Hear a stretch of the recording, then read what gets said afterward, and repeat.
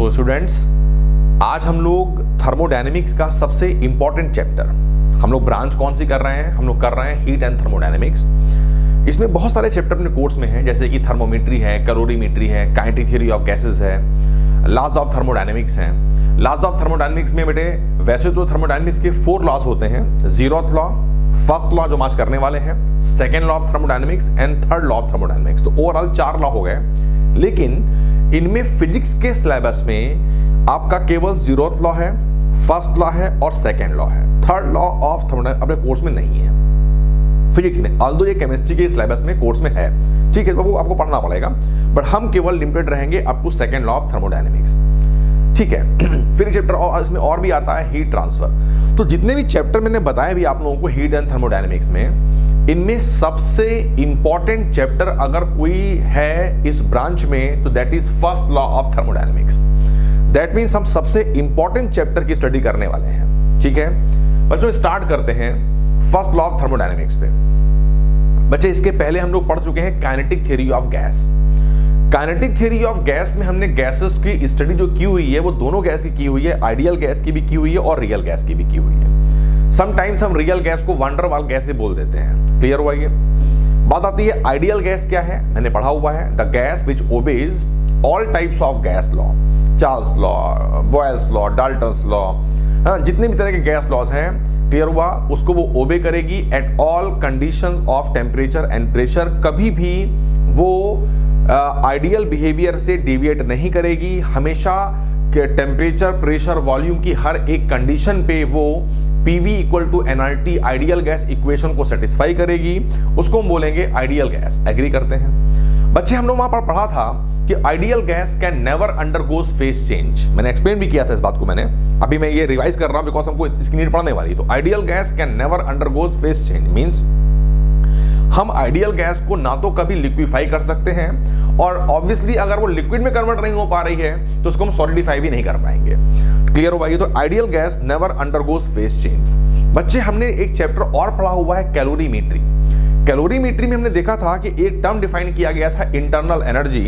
तो internal energy वहां पर हमने देखा था कि internal energy is directly proportional to absolute temperature. Internal energy of body is directly proportional to absolute temperature except during phase change। याद करिए, phase change में जैसे कि 0 डिग्री सेल्सियस के आइस को अगर हम एनर्जी दे रहे हैं तो उसके टेम्परेचर में चेंज तब तक नहीं आएगा जब तक कि कंप्लीट 0 डिग्री सेल्सियस की आइस 0 डिग्री के वाटर में कन्वर्ट नहीं हो जाएगी, क्लियर। ऑल्दो एनर्जी दी जा रही है, तो फेज चेंज में ये कंसेप्ट होल्ड नहीं करता है। Otherwise internal energy of any substance whether it is in liquid state, solid state or gas state is directly proportional to absolute temperature। मैंने क्या लिखवाया यहाँ पर? absolute temperature means temperature in Kelvin।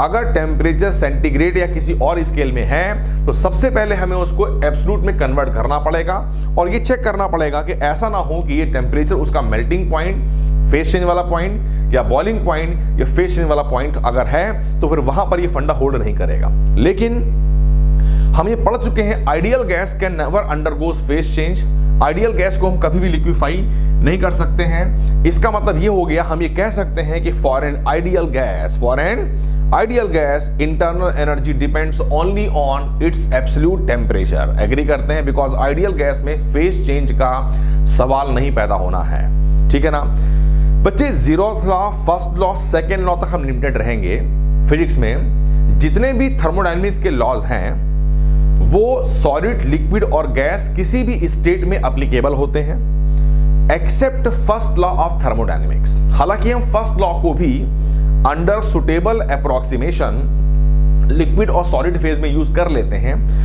लेकिन जब फर्स्ट लॉ बनाया गया था तो बेसिकली फर्स्ट लॉ जो है वो आइडियल गैस के लिए बनाया गया था। मैंने गैस भी नहीं बोला है, मैंने क्या बोला हुआ है? आइडियल गैस, मतलब वो गैस जो PV = nRT को सेटिस्फाई करेगी under all conditions of temperature and pressure. Agree करते हैं? क्लियर हो गया ये? सॉरी। और अगर आइडियल गैस है तो कभी भी लिक्विफाई नहीं हो पाएगी। तो हम आइडियल गैस के लिए बोलेंगे कि internal energy directly depends on absolute temperature. तो फर्स्ट लॉ मैंने बताया कि वैसे तो वो सॉलिड, लिक्विड और गैस हर जगह होल्ड कर जाता है, लेकिन फर्स्ट लॉ को जब बनाया गया था तो वहां पर वर्किंग सब्सटेंस सिस्टम में आइडियल गैस लिया गया था। तो अभी हम 12th स्टैंडर्ड पे हम आइडियल गैस ही मानेंगे, कभी बताएगा नहीं आपको।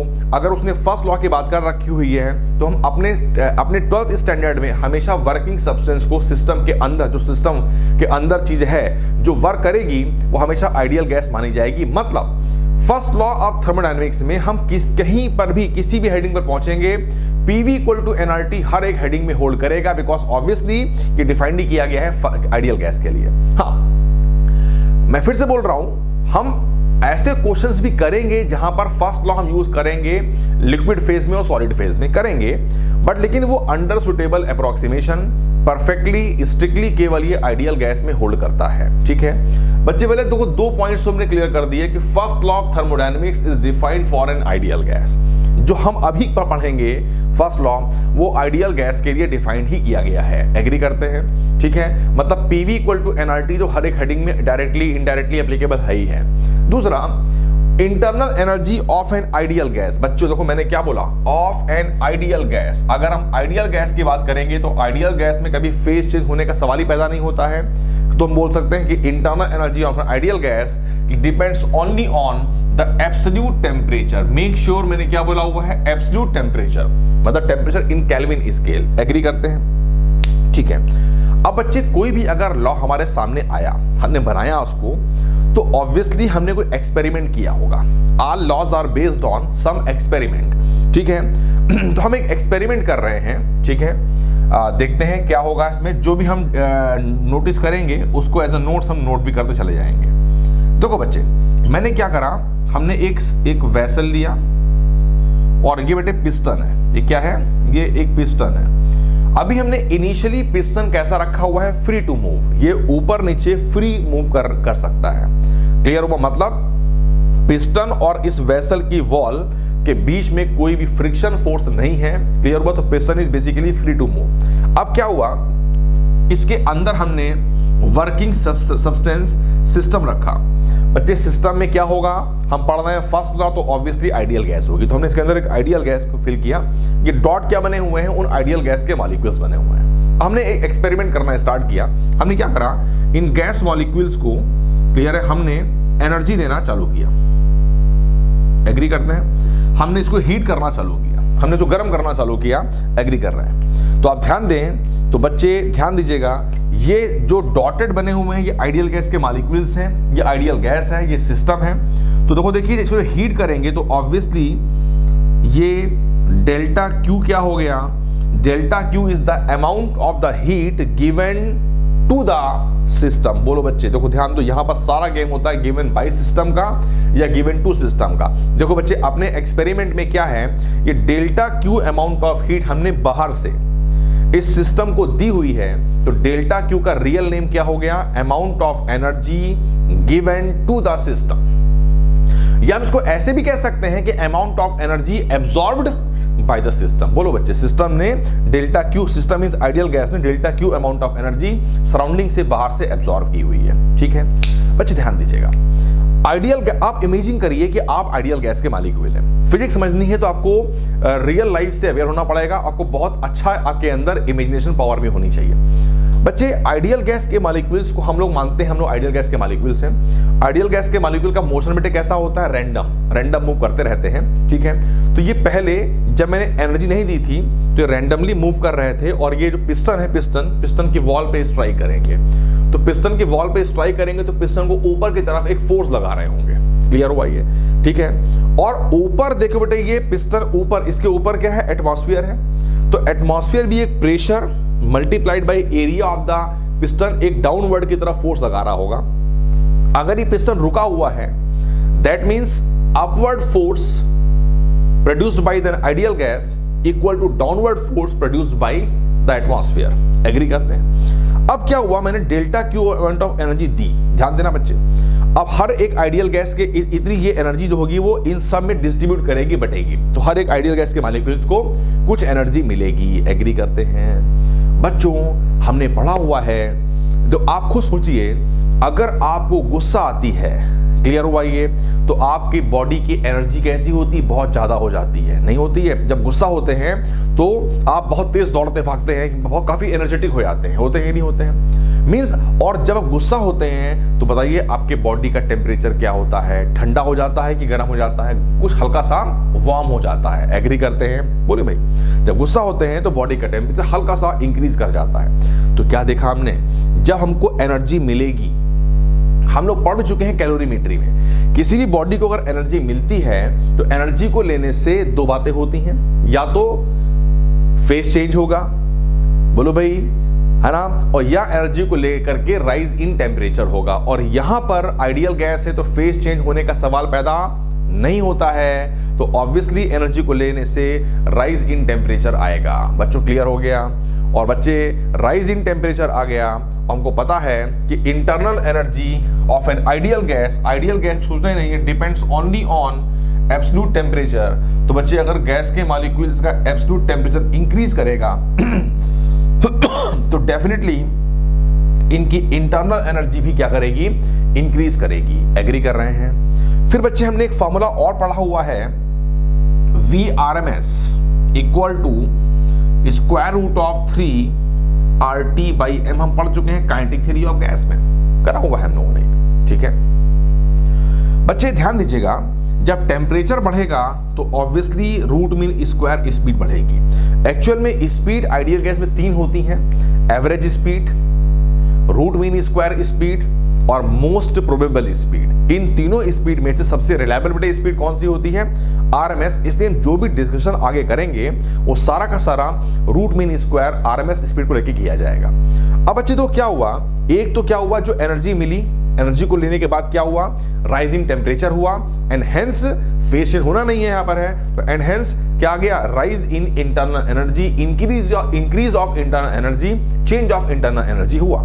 अब बच्चे टेम्परेचर बढ़ गया तो गैस मॉलिक्यूल की स्पीड क्या कर गई? बढ़ गई। पहले गैस के मॉलिक्यूल इस पिस्टन पे धीमे से स्ट्राइक कर रहे होंगे, अब स्पीड बढ़ गई है तो ये बहुत तेजी से इस पे स्ट्राइक करेंगे। जब बहुत तेजी से स्ट्राइक करेंगे बच्चे तो बताइए अब जो नेट फोर्स होगा वो पहले भी जो ऊपर लग रहा होगा फोर्स, उससे अब कुछ ज्यादा लगेगा, बोलो बच्चे। और एटमॉस्फेरिक प्रेशर तो कांस्टेंट रहता है, एटमॉस्फेरिक का फोर्स भी कांस्टेंट रहेगा, और नीचे का प्रेशर बढ़ गया, नीचे का फोर्स बढ़ गया तो डेफिनेटली पिस्टन क्या करेगा? ऊपर जाएगा। और हमने क्या एज्यूम किया हुआ है कि piston is basically free to move, और अगर बेटे पिस्टन फ्री टू मूव है तो 100% क्या करेगा? ये पिस्टन ऊपर की तरफ जाएगा, बोलो बच्चे। और इस पिस्टन को ऊपर लेके आने में बताइए, ये पिस्टन कुछ ऊपर की तरफ डिस्प्लेस करेगा, ऊपर की तरफ मूव करेगा, और इस पिस्टन को ऊपर की तरफ मूव कराने में बेसिकली ये जो आइडियल गैस के मॉलिक्यूल्स हैं, इनका जो फोर्स जो इंक्रीज कर गया था, वो इनकी जो स्पीड इंक्रीज कर गई थी उससे इनका फोर्स इंक्रीज कर गया, वो रिस्पॉन्सिबल है। बच्चे ये फोर्स आ गया, ये हो गया डिस्प्लेसमेंट। बच्चे अगर फोर्स हो गया और डिस्प्लेसमेंट हो गया तो वर्डन भी हो गया, बोलो बच्चे। वर्डन क्या होता है? Force dot displacement. क्लियर है ये? तो 100% वर्डन हुआ। ये वर्क किसने किया? ध्यान दो बच्चे, ये वर्क किसने किया? ऊपर के एटमॉस्फेयर ने किया, एक्सटर्नल एटमॉस्फेयर ने किया, कि ये वर्डन गैस के मॉलिक्यूल्स ने किया? सोचिए, देखो भाई, ये वर्डन गैस के मॉलिक्यूल ने किया हुआ है। यस, इसका मतलब ये हुआ कि मैंने जो भी एनर्जी सप्लाई की थी, क्लियर हुआ, जो भी मैंने एनर्जी सप्लाई की उससे चेंज इन टेम्परेचर आया, इंक्रीज इन इंटरनल एनर्जी हुई, और चेंज इन टेम्परेचर हुआ, स्पीड इंक्रीज करी। क्लियर हुआ? मतलब अंदर का प्रेशर इंक्रीज कर गया, पिस्टन ऊपर गया, तो वर्क डन हुआ। ये वर्डन बाय द गैस हुआ बेटे कि ऑन द गैस हुआ? बाय द गैस हुआ, गैस बाय द गैस हुआ। ये क्लियर हो गया बच्चों?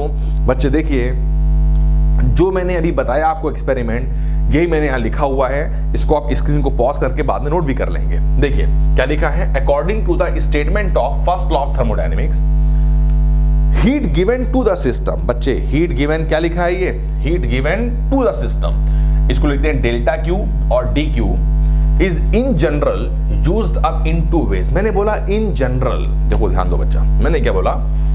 In general. क्यों बोला समझिएगा। मान लीजिए स्पेशल केस कि मैंने इस पिस्टन को फिक्स कर दिया, यहां पर टाइटली जैम कर दिया, फिक्स हो गया।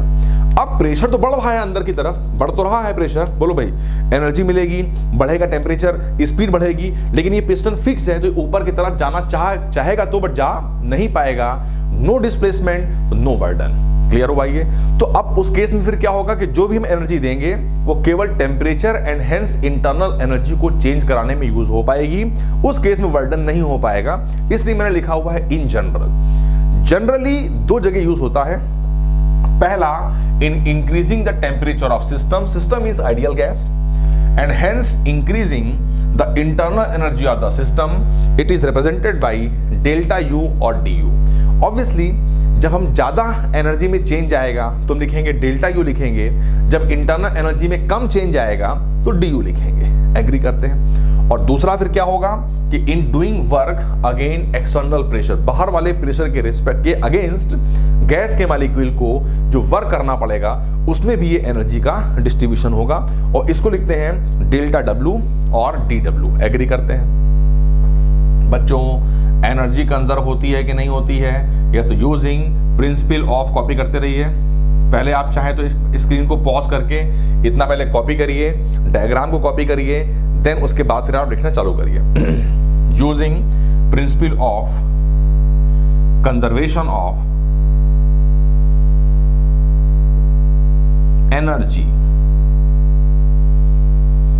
मैंने क्या लिखवाया हुआ है? Using the principle of conservation of energy या using the principle of conservation of mechanical energy. बेटा मैंने एनर्जी बोला हुआ है, मैंने नहीं बोला हुआ है मैकेनिकल एनर्जी, ध्यान रखिएगा। तो using the principle of conservation of energy, because mechanical में तो केवल सम ऑफ काइनेटिक एंड पोटेंशियल ही आता है ना। तो using the principle of conservation of energy, देखो बच्चे जो भी मैंने एनर्जी सप्लाई की, यस, उसका एक पार्ट से क्या हुआ? चेंज इन इंटरनल एनर्जी हुआ, और दूसरा पार्ट कहां पर चला गया? इन जनरल वर्डन में चला गया। वर्डन ऑन द गैस के बाय द गैस, में बार बार बोल रहा हूं क्या है ये? बाय द गैस है। क्लियर हुआ? हाँ, अगर हमने कम एनर्जी दी हुई है तो हम उसको लिखेंगे DQ, तो नेचुरली इंटरनल एनर्जी में चेंज भी कम होगा और वर्डन बाय द गैस भी कम होगा। तो बच्चे ये हमारे पास में जो इक्वेशन नंबर 1 बनी हुई है, क्लियर हुआ?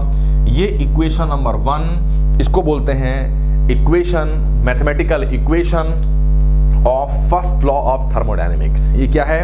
ये फर्स्ट लॉ ऑफ थर्मोडायनेमिक्स की इक्वेशन है। बच्चों जरा मुझे बताइए, क्या ये मैं कह सकता हूं कि first law of thermodynamics is based on the principle of conservation of energy? बोलो बच्चे, कह सकता हूं? देखो ना, जो भी एनर्जी दी मैंने, डेल्टा क्यू दी, उसी का यूटिलाइजेशन कुछ इसमें हुआ और कुछ उसमें हुआ। तो first law of thermodynamics is based on the principle of conservation of energy.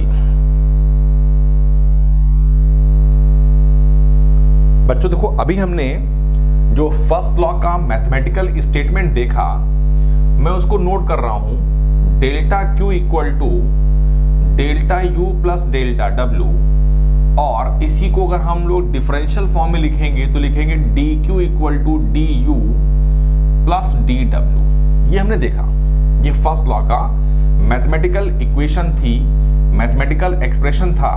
और हमने बातों बातों में एक बात और भी क्लियर कर ली थी कि first law of thermodynamics is based on the principle of conservation of energy, ना कि मैकेनिकल एनर्जी। ठीक है, अब बच्चे यहां पर हम क्या करेंगे, जितने भी सिंबल हैं उन सारे सिंबल की मीनिंग क्लियर करेंगे। देखिए, फर्स्ट लॉ को जब हम लोग स्टडी करते हैं तो इसका जो फर्स्ट चैप्टर होता है, जो हम फर्स्ट पार्ट, जो फर्स्ट लेक्चर इसका जो होता है, ये बच्चों को थोड़ा सा ऑकवर्ड फील होता है कि ये हम क्यों कर रहे हैं। बिकॉज फिजिक्स में जब हमको पता लग पाता है कि इसके पीछे लॉजिक क्या है, इसका रीजन क्या है, तो हमको ज़्यादा मजा आती है ना। बट कुछ चैप्टरों को स्टडी ऐसे ही किया जाता है, जिनमें से ये भी होता है कि यहाँ पर हम क्या करेंगे, जितने भी सिंबल हैं उन सिंबल के जो फार्मूले बन सकते हैं कंप्लीट हीट एंड थर्मोडायनेमिक्स में, मैं ये नहीं बोल रहा हूं कि केवल इस चैप्टर में, कंप्लीट हीट एंड थर्मोडायनेमिक्स में इन सारे सिंबल के जो फार्मूले बन सकते हैं उनको हम यहां पर लिखेंगे। क्लियर हुआ ये? चाहे उनमें से कुछ फार्मूले का यूज यहां पर हो और शायद कुछ लोगों का यूज ना हो। ठीक है। नंबर 2, दूसरी बात कि अभी जब हम इसके फार्मूले को ओपन करेंगे तो बहुत सारे सिंबल्स ऐसे आएंगे जो अभी हम आगे स्टडी करेंगे।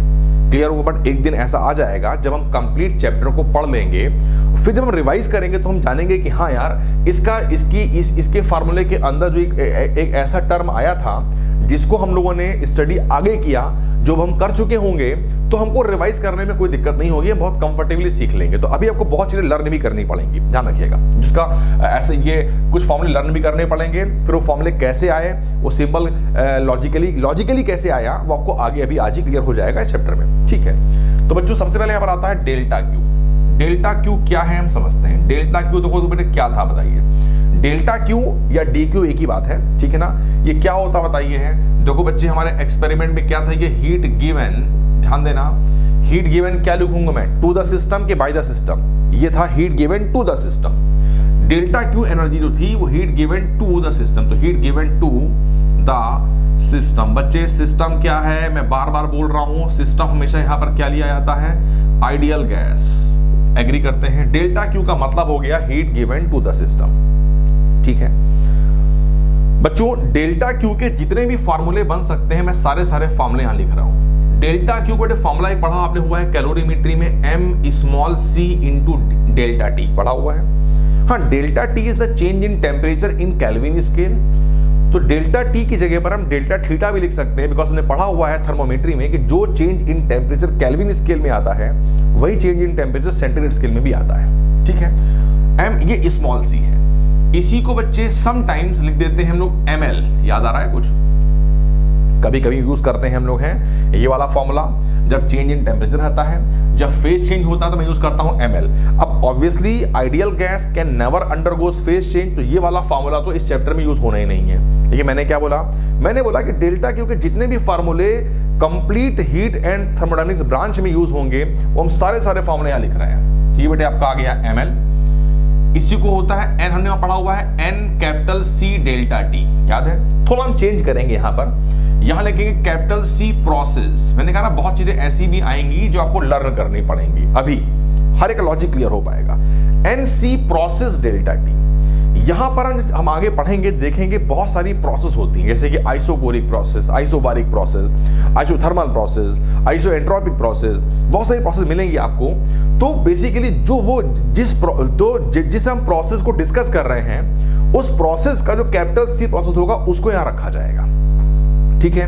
तो NC process delta T, clear हुआ। It is also equal to integral TdS, yes, it is also equals to integral TdS। Delta Q के इतने ही फार्मूले बन सकते हैं, मैंने सारे फार्मूले आपके सामने यहां पर नोट करके रख दिए, ठीक है। डेल्टा क्यू के ये फार्मूले बन रहे हैं। अब अगर मान लीजिए हम डी क्यू की बात करेंगे तो डी क्यू का फार्मूला बड़े चलेगा, क्या चलेगा भाई, MC dt डी क्यू ये हो जाएगा dm into L, it is equal to NC process dt, और dq इक्वल टू होता है ओनली TdS। डेल्टा क्यू होता है इंटीग्रल TdS और dq क्या होता है TdS, ये हमको पता होना चाहिए। तो ये बेटे हम लोगों ने जितने भी फार्मूले हमको डेल्टा क्यू के रिगार्डिंग मिलेंगे वो सारे फार्मूले हम लोगों ने यहाँ पर नोट कर लिए। अब नेचुरली यहाँ पर सिंबल की मीनिंग क्या होंगे बताते हैं। बेटा m तो पता ही है, वो मास ऑफ सब्सटेंस है, ठीक है ना। स्मॉल c याद करिए बेटे, ये था हमारा स्मॉल c था ग्राम स्पेसिफिक हीट कैपेसिटी, ग्राम स्पेसिफिक हीट कैपेसिटी, ठीक है।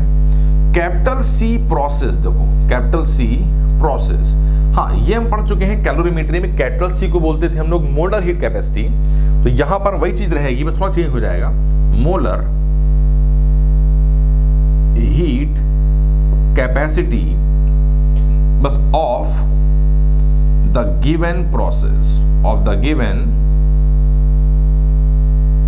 प्रोसेस, दी हुई प्रोसेस के लिए मोलर हीट कैपेसिटी। तो कैपिटल C प्रोसेस क्या होता है, molar heat capacity of the given process, दी हुई प्रोसेस के लिए मोलर हीट कैपेसिटी, ठीक है। ये हमने देखा कैपिटल C प्रोसेस, ठीक है। इसको हम और भी क्लियर करेंगे, एक हल्का सा रफ आइडिया ले लेते हैं। सपोज करिए मैंने कहा आइसोथर्मल प्रोसेस, तो वो प्रोसेस जहां पर टेम्परेचर कैसा होगा, नाम ही है iso means same, thermal means temperature, तो वो प्रोसेस जहां पर हर जगह पर टेम्परेचर सेम होगा।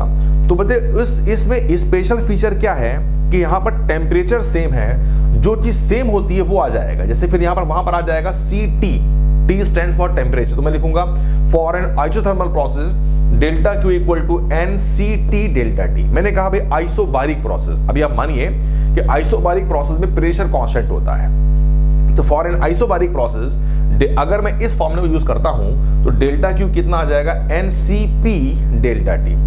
फॉर एग्जांपल किसी प्रोसेस में वॉल्यूम कांस्टेंट है तो उसके लिए अगर मैं इस फॉर्मूले को यूज करूंगा तो डेल्टा क्यू आ जाएगा NCV, V for volume, delta T. Agree करते हैं? तो उस प्रोसेस में जो कांस्टेंट होता है वो बेसिकली वो आएगा। अब वो बाकी हम आगे और ढंग से क्लियर करेंगे, ठीक है। इसके बाद L जो आता है, L तो हो गया लेटेंट हीट, आप साफ नोट करते रहेंगे जरा बेटर रहेगा। लेटेंट हीट, एग्री करते हैं। S जो S था इसको बोलते हैं एंट्रोपी। एक्चुअल में एंट्रोपी जो है इसको हम इसकी स्टडी करते हैं सेकेंड लॉ ऑफ थर्मोडायनेमिक्स में, पर मैंने बोल रखा हुआ है कि हम डेल्टा क्यू के वो फार्मूले चाहे वो फर्स्ट लॉ में यूज हो, सेकेंड, थर्ड कहीं भी यूज हो, किसी भी चैप्टर में यूज हो, थर्मोडायनेमिक्स में हम सारे फार्मूले एक साथ लिखेंगे हम लोग, ठीक है। तो स्मॉल सी बेटे क्या हो गया, कैपिटल सी क्या हो गया, L क्या हो गया, S N बताइए नंबर ऑफ मोल्स हैं, और N क्या हो गया, नंबर ऑफ मोल्स, और M बेटे हो गया मास।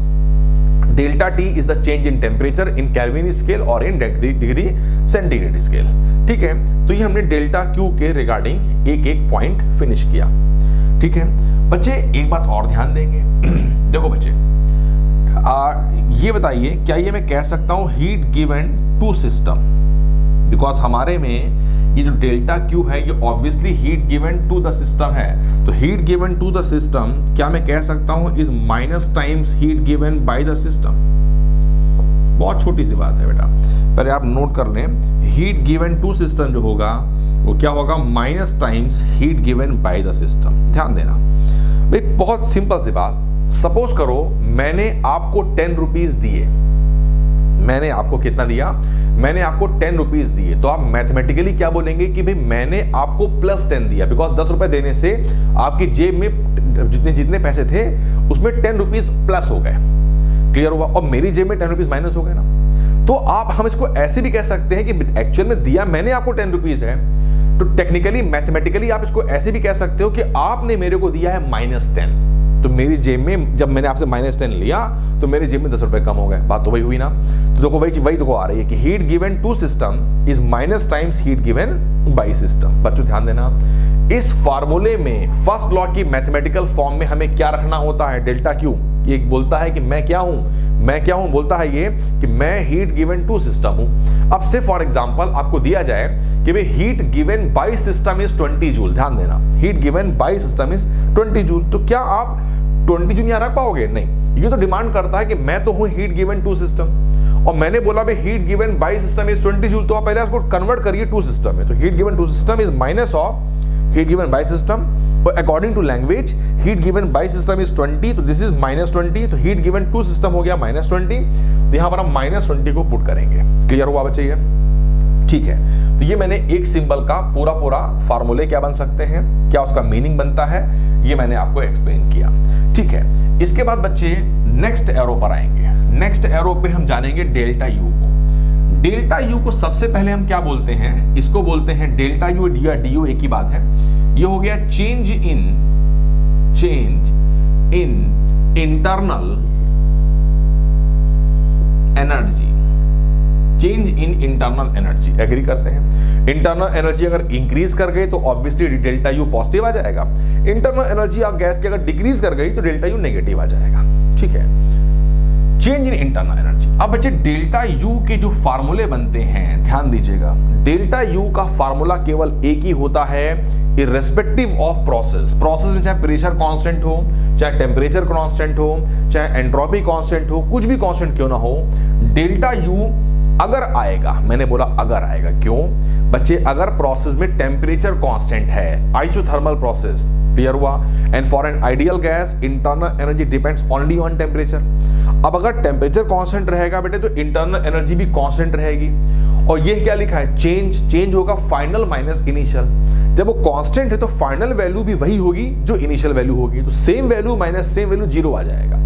तो अगर आएगा, शायद ना भी आए, है ना, तो अगर आता है तो डेल्टा यू डिपेंड इस बात पे नहीं करता है कि वहां पर वॉल्यूम कांस्टेंट है, एंट्रोपी कांस्टेंट है, प्रेशर कांस्टेंट है। डेल्टा यू की वैल्यू ऑलवेज आती है n कैपिटल CV, बच्चे ध्यान देना, मैंने इसलिए स्मॉल c को मैं ऐसे लिखता यहां पर हूं, n capital CV delta t। हाँ, अगर हम du की बात करेंगे बच्चे तो du जो होगा वो होगा n capital CV dt। Yes, ये ही फार्मूला केवल बनता है और कोई फार्मूला नहीं बनेगा। हाँ, कैपिटल CV, बताओ पहली बात तो बताइए क्या है ये ग्राम स्पेसिफिक हीट कैपेसिटी है कि मोलर है? कैपिटल मींस मोलर है, तो ये हो गया मोलर,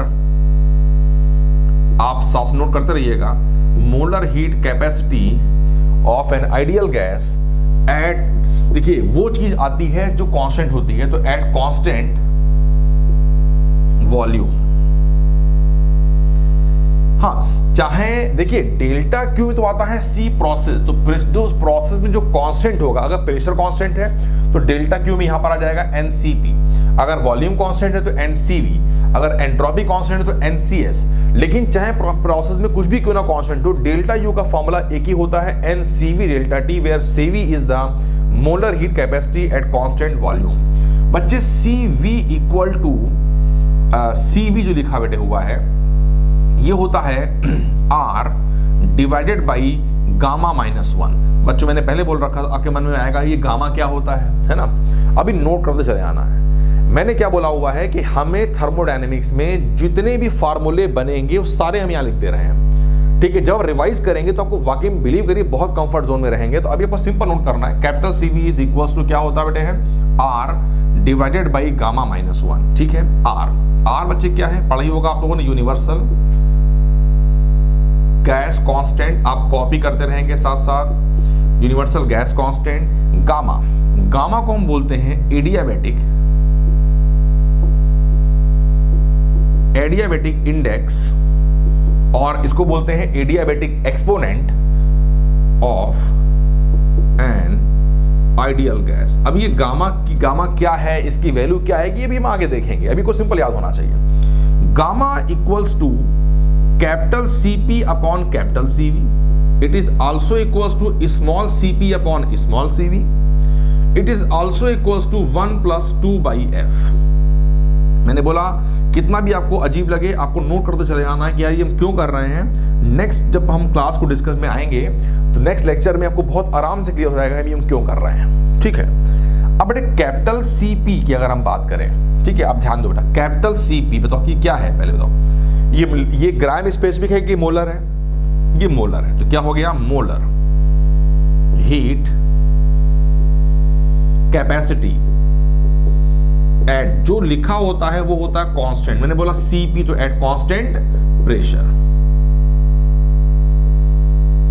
ठीक है? ऐसे बेटे अगर मैं बोलूं कैपिटल CV क्या है तो आप बोलेंगे कैपिटल CV क्या है, molar heat capacity at constant volume. अब नोट कर लेंगे, सपोज करिए मैं बोलूं आपसे से स्मॉल CV क्या है, तो ये क्या हो गया, ये हो गया gram specific heat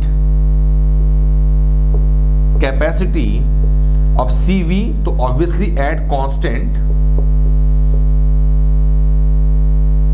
volume, at constant volume. Agree करते हैं बच्चे हैं, ठीक है? ऐसे अगर मैं पूछूं आपसे स्मॉल CP क्या होगा, स्मॉल CP तो आप क्या बोलोगे, ग्राम specific heat capacity at constant pressure. बच्चे यहां पर F आ गया, F हम बिल्कुल लास्ट में जब चैप्टर खत्म होने वाला होगा तो जान पाएंगे, बस नोट करना है। F को बोलते हैं degree of freedom, yes, F को हम क्या बोलते हैं, डिग्री ऑफ फ्रीडम। अब देखो बेटे अगर ये आपको पूरा चार्ट लर्न है तो आपको एक कॉन्फिडेंस डेवलप हुआ कि हाँ भाई कंप्लीट हीट एंड थर्मोडायनेमिक्स में अगर मेरे पास कहीं पर भी डेल्टा यू की बात आएगी तो डेल्टा यू या डी यू के ये फार्मूले होंगे, उसमें CV को निकालने का मेरे पास केवल एक ही फार्मूला होगा, जहां पर R क्या है, गामा क्या है, क्लियर किया। गामा अगर निकालना होगा तो या तो वो capital CP upon capital CV होगा, या वो small CP upon small CV होगा, या आपको अगर डिग्री ऑफ फ्रीडम दे देगा कि इसकी डिग्री ऑफ फ्रीडम 5 है, 3 है, जो भी है, तो रख करके आप गामा को निकाल सकते हैं। एग्री करते हैं बच्चे हैं? देखो बच्चे फर्स्ट लॉ ऑफ थर्मोडायनेमिक्स में 3 सिंबल यूज हो रहे थे, डेल्टा Q, डेल्टा U और डेल्टा W। मैंने डेल्टा Q क्लियर कर दिया, मतलब क्लियर क्या कर दिया, सुपरफिशियली क्लियर किया भी हमने हुआ है, ठीक है? इसके बाद हमने डेल्टा U को क्लियर किया, कि भाई डेल्टा यू को क्या बोलते हैं, इसके फार्मूले क्या क्या बन सकते हैं। कंप्लीट हीट एंड थर्मोडायनेमिक्स में मैं इस चैप्टर की बात नहीं कर रहा हूं। ऐसे ही अब हम बात करते हैं डेल्टा डब्ल्यू की। ठीक है, डेल्टा डब्ल्यू क्या है? डेल्टा डब्ल्यू लिखते हैं पहले। डेल्टा डब्ल्यू एक्सपेरिमेंट में क्या था बच्चे? ये वर्क डन, ध्यान दीजिएगा, वर्क डन। यस, एक्सपेरिमेंट में क्या था? ये वर्डन बाय द गैस था कि ऑन द गैस था? ये था work done by the gas. Gas ने कितना वर्डन किया, ठीक है ना? तो work done, yes, by the gas. By the gas को हम डबल लाइन करेंगे। ठीक है बच्चे, अगर हमसे क्या मैं ये कह सकता हूं work done by the gas is minus times work done on the gas? बोलो बच्चे, अभी मैंने एक्सप्लेन किया था कि अगर मैंने आपको 10 रुपीज दिए हैं तो आप मैथमेटिकली इसको ऐसे भी कह सकते हैं कि आपने मेरे को -10 दिया हुआ है। तो वर्डन बाय द गैस जो होगा वो वर्डन ऑन द गैस का नेगेटिव होगा। बच्चे ध्यान देना, ये फार्मूला डिमांड क्या करता है कि इसमें ये क्या है? ये बोलता है कि मैं तो तभी आपको राइट आंसर दे पाऊंगा जब मेरे को रखा जाएगा। और ये क्या है? ये है वर्डन बाय द गैस। अब सपोज करो किसी क्वेश्चन में दिया गया है कि भाई 20 joule of work is done by the gas. ठीक है भाई, तो 20 रख दिया गया मैंने कहा भाई 20 joule of work is done on the gas. ध्यान दो, 20 joule of work is done on the gas. अब बेटे ऑन द गैस अगर है 20 जूल तो माइनस करेंगे तो कितना आ गया? -20 is the work done by the gas. तो यहां पर रखा जाएगा -20। ध्यान दीजिएगा बच्चे, ये बताओ जरा मुझको जो हमने एक्सपेरिमेंट किया था उसमें हमारा सिस्टम कहां था? सिस्टम बेटे हमारा क्या था? ये था आइडियल गैस, ये था सिस्टम। ये हो गया इंटरनल सिस्टम और इसके बाहर जो भी कुछ है सब क्या हो गया? सराउंडिंग हो गया। तो बच्चे हमें तो ये निकालना था कि वर्डन बाय द गैस कितना होगा।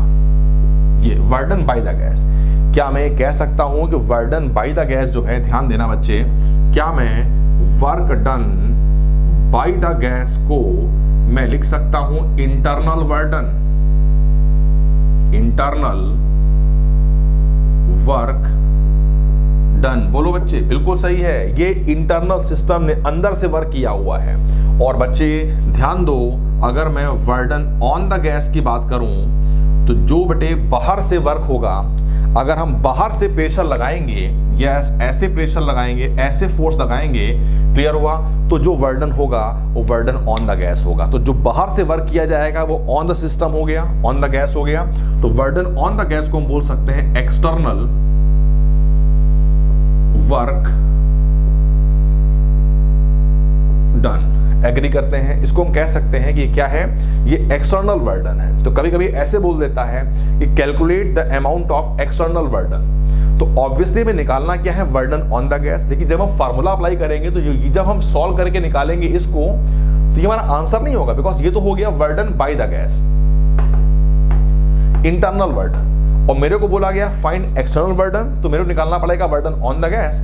तो बाय द गैस दे दिया गया तो ऑन द गैस निकाल लेंगे। तो ऑन द गैस क्या होगा? माइनस को वहां ले जाएंगे तो minus of by the gas is the amount of external work done. कुछ आपको आइडिया रफ आ रहा मैं क्या बोल रहा हूं? ठीक है बच्चे, ये बताओ वर्क डन का हमारे पास में मैकेनिक्स में हमने पढ़ा हुआ है एक chapter that is called work power energy.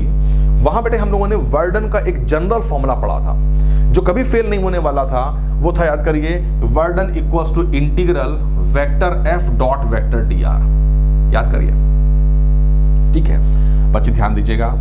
हमारे एक्सपेरिमेंट में जब मैंने इसको मींस आइडियल गैस वाले सिस्टम को हीट एनर्जी प्रोवाइड की थी, याद करिए, जब मैंने इसको हीट एनर्जी प्रोवाइड की थी, ठीक है, तो इस हीट एनर्जी डेल्टा क्यू के प्रोवाइड करने पे ये पिस्टन बेटे कहाँ की तरफ डिस्प्लेस किया था?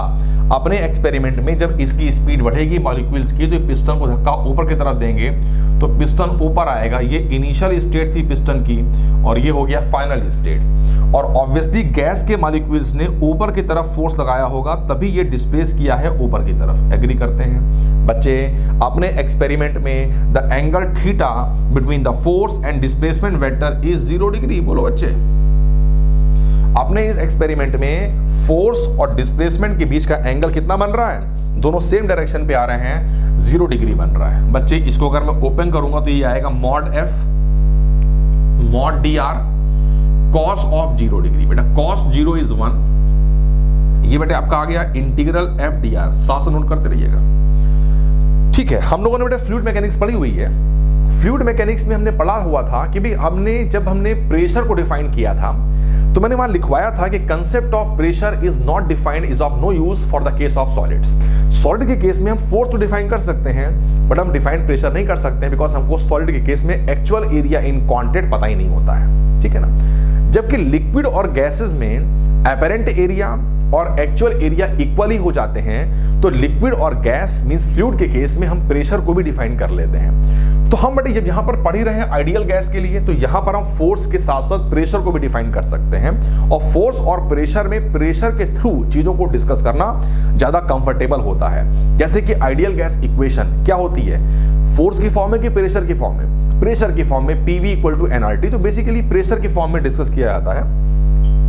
तो बच्चे मैं इसको ऐसे लिखूंगा इंटीग्रल F। अब हम प्रेशर में कन्वर्ट करना होगा तो मैं एरिया से डिवाइड करूंगा और एरिया ऑफ पिस्टन से मल्टीप्लाई करूंगा। एरिया, ये जो एरिया है पिस्टन का, आप डायग्राम साथ से ड्रॉ कर लीजिएगा, या तो अभी पहले समझ लीजिए, बाद में स्क्रीन पॉज करके नोट कर लीजिएगा, या साथ से करते रहिए। तो F upon A, A is the area of the piston, clear हुआ ये, और A से डिवाइड किया, A से मल्टीप्लाई किया। तो बेटे मैथमेटिकली तो कोई फर्क नहीं पड़ा, लेकिन फोर्स डिवाइडेड बाय एरिया ये बन गया प्रेशर। क्या बन गया बच्चे? प्रेशर। ठीक है, ये कौन सा प्रेशर हो गया? F था force exerted by the gas, तो ऑब्वियसली P क्या हो जाएगा? Pressure exerted by the gas. बच्चे ये एरिया A है और ये dr का डिस्प्लेसमेंट है, तो एरिया इंटू डिस्प्लेसमेंट वॉल्यूम हो जाएगा। ठीक है, डिस्प्लेस बहुत कम हुआ है, dr हुआ है, तो चेंज इन वॉल्यूम भी बहुत कम आएगा। एग्री करते हैं? तो बच्चे ध्यान दीजिए, यहां से क्या मैं इसको इंटीग्रल, ये P आ गया और ये क्या बन गया? dV। हमारे पास में वर्क डन का एक बहुत ही इंपॉर्टेंट सा फार्मूला आ गया, इंटीग्रल P dV। बोलो बच्चे क्या आ गया? Integral P dV। बच्चे एक बात ध्यान दो, ये जो फार्मूला है क्या स्पेशल केस में होल्ड करेगा? नहीं। अगर मैं मान लीजिए इस फार्मूले का, ध्यान देना बेटा, अगर मैं इस फार्मूले का डेरिवेशन, अगर मैं इस वाले फार्मूले का derivation delta W equal to F dot R से करता, अब रिवाइज होना चाहिए बेटे, ये बताइए ये वाला फार्मूला कब होल्ड करता है? ये वाला फार्मूला होल्ड केवल तभी करता है जब फोर्स वेक्टर वाइज कैसा होता है? कांस्टेंट होता है। फोर्स का मैग्नीट्यूड, फोर्स की डायरेक्शन दोनों सेम होनी चाहिए। तो अगर मैं इसको ड्राइव इसके थ्रू करता तो जो फॉर्मूला बन के आता, मैं बोलता यार ये फॉर्मूला होल्ड तभी कर पाएगा जब फोर्स कांस्टेंट होगा। बट लेकिन मैंने इस वाले फॉर्मूले को जो ड्राइव किया हुआ है बच्चे, वो general equation of work done से ड्राइव किया हुआ है। जनरल इक्वेशन जो कभी फेल नहीं होती है, इंटीग्रल F डॉट dr। इसका मतलब कि इंटीग्रल जो P dV लिखा हुआ है ये जनरल फार्मूला है, चाहे प्रेशर कांस्टेंट हो, वेरिएबल हो, फोर्स कांस्टेंट हो, फोर्स वेरिएबल हो, कोई फर्क नहीं पड़ने वाला है, ऑलवेज अप्लीकेबल एनीवेयर।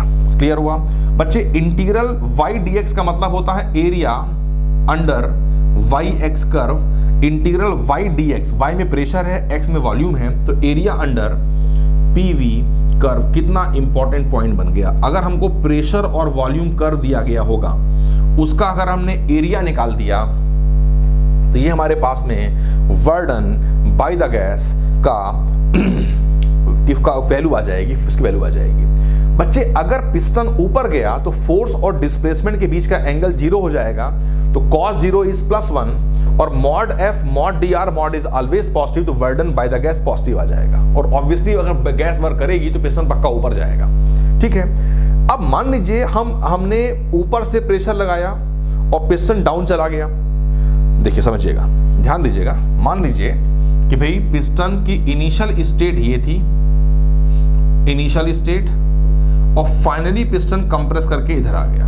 ठीक है ना, तो गैस अब इतने में कंटेंट हो गई। बेटा प्रेशर इज ऑलवेज कंप्रेसिव, तो ऑब्वियस सी बात है गैस के मॉलिक्यूल्स तो अभी भी प्रेशर लगा रहे होंगे ऊपर की तरफ, फोर्स लगा रहे होंगे ऊपर की तरफ गैस के मॉलिक्यूल्स, लेकिन पिस्टन कहाँ डिस्प्लेस करा हुआ है? नीचे की तरफ। तो फोर्स और डिस्प्लेसमेंट के बीच का बेटे एंगल कितना बन गया? 180 बन गया। 180 बन गया, तो इसको ओपन करिए तो mod F mod dr cos 180 कितना हो गया? -1। मतलब अगर पिस्टन नीचे आ रहा है तो work done by the gas negative होगा, अगर पिस्टन ऊपर जा रहा है तो work done by the gas positive होगा। शायद क्लियर हो गया होगा। ठीक है। और ये हमने एक बहुत इंटरेस्टिंग पॉइंट देखा कि delta W equal to integral P D V हमेशा अप्लीकेबल होगा, चाहे फोर्स कांस्टेंट हो, वेरिएबल हो, इंटरनल हो, कोई फर्क नहीं पड़ने वाला है। क्लियर हुआ? और it is also equals to area under PV curve. ठीक है बच्चों, अभी मैंने क्या करा, इनमें तीनों जो यूज होने वाले सिंबल थे इनको सुपरफिशियली, बहुत डेप्थ में नहीं जाकर के, मैंने इनको सुपरफिशियली इनका नेम जाना और इनके फार्मूले हीट एंड थर्मोडायनामिक्स में क्या क्या बन सकते हैं उनको हमने देखा केवल। अब हम क्या करेंगे, अब हम हर एक सिंबल को दोबारा फिर से पकड़ेंगे और अब हम उनको डीप में स्टडी करेंगे। जैसे कि वर्डन को अगर हम पढ़ेंगे रिवर्स ऑर्डर में, पहले मैंने इसको पढ़ा, फिर इसको, अब हम रिवर्स सीक्वेंस में चलेंगे। पहले हम इसकी स्टडी डीप में करेंगे, फिर हम इसकी स्टडी डीप में करेंगे एंड एट लास्ट हम इसकी स्टडी को डीप में करेंगे। क्लियर हुआ? ये तो ये हमारे चैप्टर में प्रोग्रेस करने का ऑर्डर होगा। ठीक है, तो नाउ अब हम जो हमारा नेक्स्ट हेडिंग बनेगी वो अबाउट वर्डन बनेगी, बट उसके पहले हम एक बहुत ही इंटरेस्टिंग, बहुत ही इंपॉर्टेंट कंसेप्ट को और डिस्कस करने वाले हैं, जो भी हम आगे करेंगे। तब तक पहले आप स्क्रीन को पॉज करके आप इसको नोट कर लीजिए। बच्चों, अब हम work done by the gas को डीप में स्टडी करेंगे। जैसे बच्चों देखिए हमने देखा था कि जो वर्क डन का हमारे पास में जो जनरल फार्मूला आया, मैंने बोला जनरल, जो कभी फेल नहीं होने वाला है, बिकॉज उसको ड्राइव ही किया गया था integral F dot D R से, वो आ गया था इंटीग्रल पी डी वी की फॉर्म में, और ये था बच्चे area under pressure volume curve. ठीक है, और बच्चे ये वर्डन बाय द गैस रखा जाता है। ठीक है, और मैंने आपको बताया कि भाई अगर जैसे कि इनिशियल स्टेट सपोज करिए कुछ ऐसी है, ये हो गया इनिशियल स्टेट। फाइनल स्टेट में मान लीजिए पिस्टन अगर ऊपर आ गया, पिस्टन ऊपर आ गया, फाइनल स्टेट में था वो पिस्टन देखिए ऊपर आ गया। एग्री करते हैं? ठीक है, तो naturally वर्डन by the gas positive हुआ। क्यों? बिकॉज गैस तो हमेशा प्रेशर ऊपर लगा है, प्रेशर इज ऑलवेज कंप्रेसिव, तो अंदर के जो मॉलिक्यूल्स होंगे पक्का कंप्रेस इधर करेंगे, फोर्स लगा रहे हैं इधर, और देखो बड़े डिस्प्लेस भी है, इधर की तरफ करा हुआ है, तो डेफिनेटली एफ और डी आर के बीच का जो एंगल आ गया वो जीरो आ गया, तो इस केस में वर्डन पॉजिटिव आ जाएगा। तो एनी हाउ क्या सीखा कि अगर पिस्टन अपनी इनिशियल स्टेट से अब ऊपर आ गया तो work done by the gas positive हुआ। अगर ऐसा होता कि भाई इनिशियल स्टेट ऑफ पिस्टन कुछ ऐसी होती, ठीक है, और इस बार क्या हो रहा है कि फाइनल स्टेट जो है पिस्टन की कुछ ऐसी आ गई, मान लीजिए। एग्री करते हैं? ठीक है, देखो डॉट मैंने पहले भी 6 बनाए हैं, 6 बनाए मतलब नंबर ऑफ गैस मॉलिक्यूल्स तो सेम ही रहेंगे प्रोसेस में। ठीक है ना? अब हुआ क्या बेटा, gas pressure is always compressive, तो अंदर के जो गैस के मॉलिक्यूल्स होंगे वो तो 100% प्रेशर एंड हेंस फोर्स ऊपर की तरफ लगा रहे होंगे, तो बेसिकली ये force exerted by the gas molecules on the wall of piston, ये तो ऊपर ही आएगा। बट लेकिन देखो पिस्टन जो बेटे हैं अगर आप देखेंगे तो वो इतना अमाउंट डिस्प्लेस कर गया नीचे की तरफ, तो इस केस में फोर्स वेक्टर और डिस्प्लेसमेंट के बीच का एंगल 180 हो गया, तो इस केस में वर्डन नेगेटिव आ गया। तो इस केस में अगर हम देखेंगे तो work done by the gas, obviously by the gas है ना, वो नेगेटिव हो गया, और इस केस में अगर हम देखेंगे तो वर्डन बाय द गैस कैसा आ गया, ये बेटे पॉजिटिव आ गया।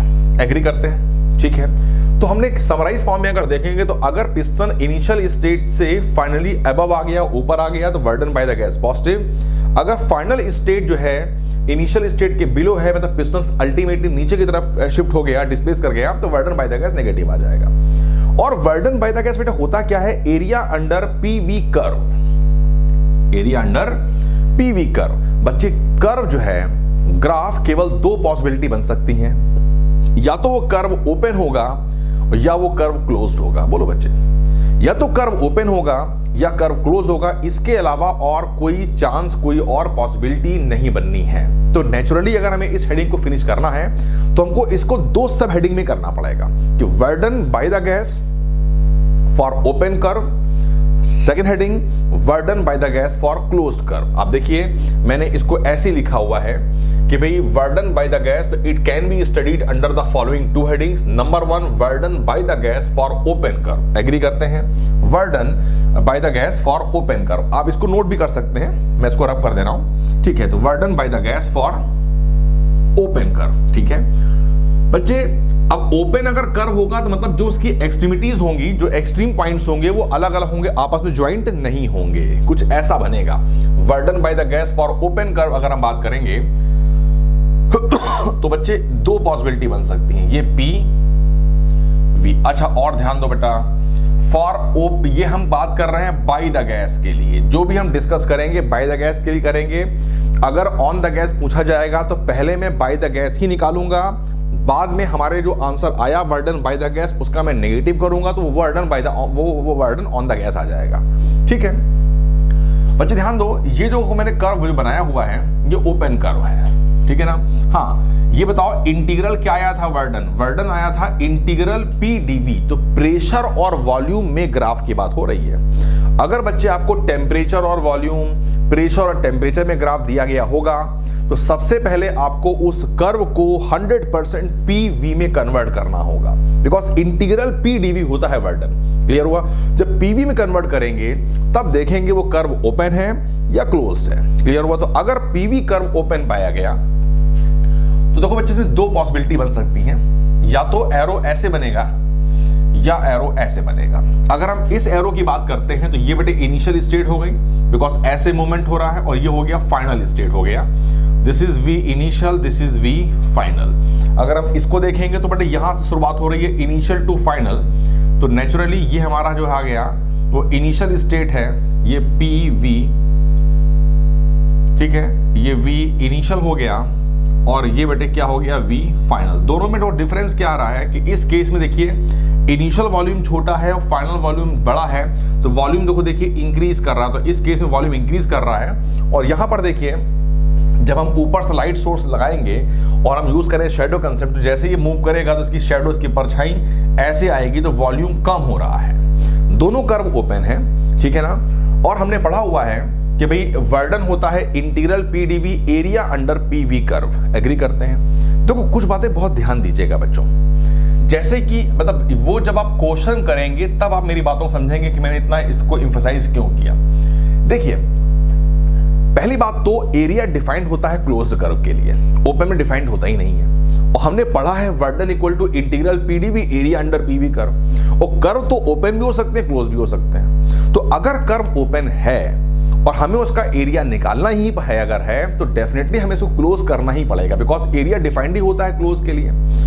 तो देखो बेटे इंटीग्रल वाई डी एक्स, अगर जनरल फॉर्म की बात करें तो हमने पढ़ा हुआ है बेसिक मैथमेटिक्स में कि इंटीग्रल वाई डी एक्स का मतलब होता है area under Y X curve. अगर ओपन कर्व होगा तो उसकी कर्व की जो एक्सट्रीमिटीज होंगी, जो उसके एक्सट्रीम पॉइंट्स होंगे, जो उसके initial point final, initial point final point, initial point final point जो होंगे, उसको उस एक्सिस के साथ ज्वाइन किया जाएगा।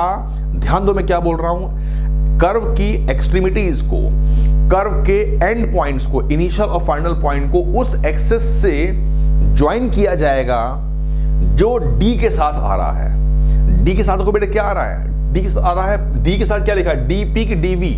बोलो क्या लिखा हुआ है? डीपी की डीवी, डीवी लिखा हुआ है। तो हम एक्सट्रीमिटीज को वॉल्यूम एक्सिस से ज्वाइन करेंगे। देखो एक्सट्रीमिटीज को हम ज्वाइन करेंगे वॉल्यूम, और जैसे मैंने वॉल्यूम एक्सिस से ज्वाइन करा, तुरंत अगर आप नोटिस करिए तो बच्चे ये एक क्लोज कर्व में कन्वर्ट हो गया। अब इस क्लोज कर्व का जो एरिया हो गया, ये हो गया एरिया। यस, ये हमारे पास में वर्क डन, यस, ये हमारे पास में क्या आ गया?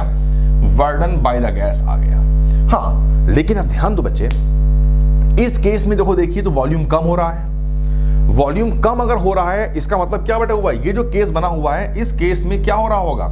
इस केस में इनिशियली पिस्टन अगर यहां पर था, या समझ में आने लगा होगा आपको, अगर इनिशियल स्टेट ये थी तो फाइनली जो होगा वो इस बार वॉल्यूम कम हो गया, volume occupied by the gas कम हो गया, तो नेचुरली फाइनल स्टेट जो बड़ा हमारी होगी वो यहां पर आ गई। तो पिस्टन डाउन मूव कर रहा है, तो इस केस में वर्डन कैसा होगा? बोलिए नेगेटिव होगा।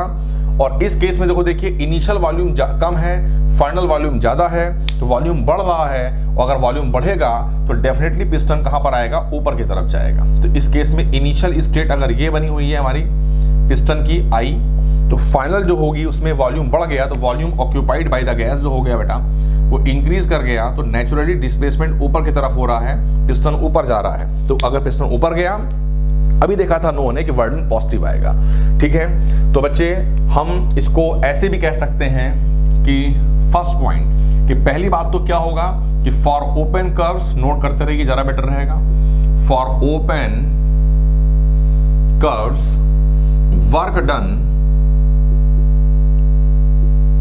बाय द गैस, तो मैं बार बार बोल रहा हूं by the gas is numerically equal to, बड़ा न्यूमेरिकल वैल्यू का मतलब होता है मैग्नीट्यूड वाइज विदाउट साइन, मतलब 5 और -5 दोनों का न्यूमेरिकल वैल्यू तो 5 ही आएगी। तो for open curves work done by the gas is numerically equal to the area enclosed by the curve with volume axis, with volume axis। बच्चा मैंने क्या लिखवाया, with pressure axis कि with volume axis, with volume axis, because open curve है और area defined close का ही होता है, तो क्लोज तो करना पड़ेगा। तो एंड पॉइंट्स को प्रेशर से मिलाना है कि वॉल्यूम से मिलाना, मैंने फंडा सिखाया कि इन जो डी के साथ आता है उससे मिलाया जाता है। तो इंटीग्रल पी डीवी, तो डी के साथ क्या आया, वी आया, तो एंड पॉइंट्स को वॉल्यूम एक्सिस से मिलाएंगे, तो area enclosed by the curve with volume axis. लेकिन बेटा इससे जो एरिया आएगा वो तो न्यूमेरिकल वैल्यू आएगी, मॉड आएगा, जबकि वर्डन बाय द गैस पॉजिटिव भी आ सकता है और नेगेटिव भी आ सकता है।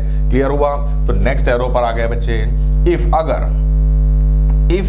वॉल्यूम ऑफ सिस्टम मींस भाई ideal gas, if volume of system increases, बोलो बच्चे, अगर वॉल्यूम इंक्रीज कर गया, मतलब पिस्टन पहले नीचे था और बाद में ऊपर आ गया तो वॉल्यूम बढ़ गया, तो work done by the gas positive. बोलो बच्चे, तो if volume of system increases, then note करते रहिए साथ साथ, then work done by the gas is taken as positive. बोलो बच्चे, and if volume decreases, then work done by the gas is negative। बोलो बच्चे, एग्री करते हैं? तो ये हमने क्लियर भी कर लिया, नोट भी कर लिया। नोट करना बेटर रहेगा कि इन फ्यूचर कभी रिवाइज करना होगा तो उसको हम देख सकते हैं। अब जरा बच्चे अपने इस डायग्राम पे आइए। दोनों डायग्राम देखो आइडेंटिकल बने हुए हैं, तो दोनों में area enclosed by the curve with volume axis का मैग्नीट्यूड न्यूमेरिकल वैल्यू सेम आएगी, बट लेकिन एक का वर्डन बाय द गैस पॉजिटिव आएगा और एक का वर्डन बाय द गैस नेगेटिव आएगा। देखो बेटे यहां पर देखिए वॉल्यूम इंक्रीज कर रहा है, तो इस केस की अगर बात करेंगे तो यहां पर जो वर्डन आएगा ऑब्वियसली बाय द गैस है वो पॉजिटिव, क्या बोलोगे, area of shaded portion. Yes, clear हुआ ये, ठीक है ना। और यहां पर भी देखो देखिए वॉल्यूम कम हो रहा है, एरो बना हुआ है ऐसे, तो वॉल्यूम इनिशियल ज्यादा है, फाइनल कम है। तो यहां पर जो वर्डन आएगा bye the gas obviously negative में आएगा, माइनस में area of shaded portion. Yes, clear हुआ बेटा ये, ठीक है ना। हाँ, आपको घबराने की जरूरत नहीं है कि सर ये तो मैंने कर्व, सर इस कर्व का एरिया फाइंड कैसे करेंगे, वो तो मैंने बना दिया एक आर्बिट सा फिगर। आपको जो 12th स्टैंडर्ड पे जो डायग्राम मिलेगा, जो बेसिकली कर्व बनेगा, या ट्रायंगल बन जाएगा, रेक्टेंगल बन जाएगा, ट्रेपेजियम बन जाएगा, जिसका आप एरिया इजिली फाइंड कर सकते हैं, ठीक है। तो बच्चे ये मैंने फर्स्ट पार्ट फिनिश किया इसका कि work done by the gas for open curve, इसको आप नोट करें, कॉपी करेंगे बच्चों। सेकेंड हेडिंग बनेगी work done by the gas for closed curves, ठीक है। हम हमेशा बच्चे निकाल रहे हैं, मैं बार बार बोल रहा हूं, कंफ्यूज नहीं करना है कि हम बात कर रहे हैं बाय द गैस की। अगर ऑन द गैस पूछा जाएगा तो बाय द गैस का निकालेंगे और जो भी वैल्यू आएगी उसका नेगेटिव करेंगे। और अब की बार बेटा ये क्लोज्ड कर्व है, ठीक है। अभी आपको सिंपल पहले नोट कर लेना है, फिर मैं ये एक्सप्लेन कर दूंगा, अभी आपको एक्सप्लेन कर दूंगा कि ये कैसे हो गया, ठीक है। देखो बेटे, पहली बात तो इस बार क्लोज कर्व है। हाँ, क्लोज कर्व कहां पर, पीटी में, वीटी में कि पीवी में? वो ऑब्वियसली पीवी में। अगर किसी और पी और टी में, टी और वी में कहीं पर भी अगर आपको क्लोज कर्व दिया गया है तो सबसे पहले उसको आपको पी और वी में कन्वर्ट करना होगा। कैसे कन्वर्ट किया जाएगा ये मैं एग्जांपल में सिखाऊंगा आप लोगों को। जब वो पीवी में कन्वर्ट हुआ और वो क्लोज कर्व की फॉर्म में आ गया तो बच्चे एरिया क्या होता है, एरिया डिफाइंड ही होता है क्लोज कर्व के लिए। तो अब की बार हमें इसकी एंड पॉइंट को किसी भी एक्सिस से ज्वाइन करके क्लोज करने का सवाल ही पैदा नहीं होता, बिकॉज ये कर्व इटसेल्फ क्लोज्ड है। तो अगर कोई भी क्लोज्ड कर्व पीवी डायग्राम में अगर अवेलेबल है तो सिंपल उस क्लोज कर्व का जो एरिया होगा वो ही work done by the gas का न्यूमेरिकल वैल्यू हो जाएगा, ठीक है। और कैसे होगा मैं बता दूंगा, भी आपको प्रूव कर दूंगा। अब work done by the gas बेटे पॉजिटिव भी आ सकता है, नेगेटिव भी आ सकता है। सिंपल फंडा ये है कि अगर पिस्टन अपनी इनिशियल वैल्यू से हल्का सा फाइनल जो पोजीशन थी वो इनिशियल के अगर अबव आ गई तो work done by the gas positive है, और पिस्टन की अगर फाइनल पोजीशन इनिशियल पोजीशन से बिलो हो गई, नीचे चली गई, तो work done by the gas negative है, ठीक है ना। बट पहले याद करेंगे, पहली बात तो पीवी कर्व में जो क्लोज कर्व बना हुआ है उसी का एरिया जो हो गया वो क्या हो गया, work done by the gas का मैग्नीट्यूड, उसकी न्यूमेरिकल वैल्यू। अब क्लोज कर्व बेटे होगा तो उसका एक सेंस होगा क्लॉकवाइज या काउंटर क्लॉकवाइज, एग्री करते हैं। तो अगर लूप का सेंस क्लॉकवाइज है तो work done by the gas positive होगा, अगर लूप का सेंस एंटी क्लॉकवाइज है तो work done by the gas negative होगा। ये बात बिल्कुल अपने दिमाग में उतार लीजिए पहले, क्लियर हुआ ये? तो सबसे पहले इसको आप नोट कर लें। पहले कैसे होगा मैं बताऊंगा अभी आप लोगों को कि भी for closed curves work done by the gas is numerically equal to the area of closed curve in PV diagram. हाँ, इस बार केवल क्लोज्ड कर्व का ही एरिया आएगा, but make sure in PV diagram, ठीक है। Now if sense of loop is clockwise, अगर लूप का सेंस क्लॉकवाइज है तो work done by the gas is taken as positive, and if the sense of loop is anti clockwise, counter clockwise, then the work done by the gas is taken as negative. Clear हुआ? तो अगर मैंने ये learn कर रखा हुआ है, अभी क्यों जानेंगे, अगर लर्न कर रखा हुआ है तो बच्चे ध्यान दीजिएगा, जैसे सपोज करो आपको ये पीवी डायग्राम गिवन है, हाँ ऑब्वियसली पीवी में होगा, और ये एक क्लोज लूप बना हुआ है, ठीक है। दो बनाऊंगा बिकॉज एक का सेंस क्लॉकवाइज हो सकता है और एक का सेंस एंटी क्लॉकवाइज रखूंगा, बिकॉज दो पॉसिबिलिटी बन सकती है कि क्लोज लूप अगर बना हुआ है उसका सेंस कैसा होगा।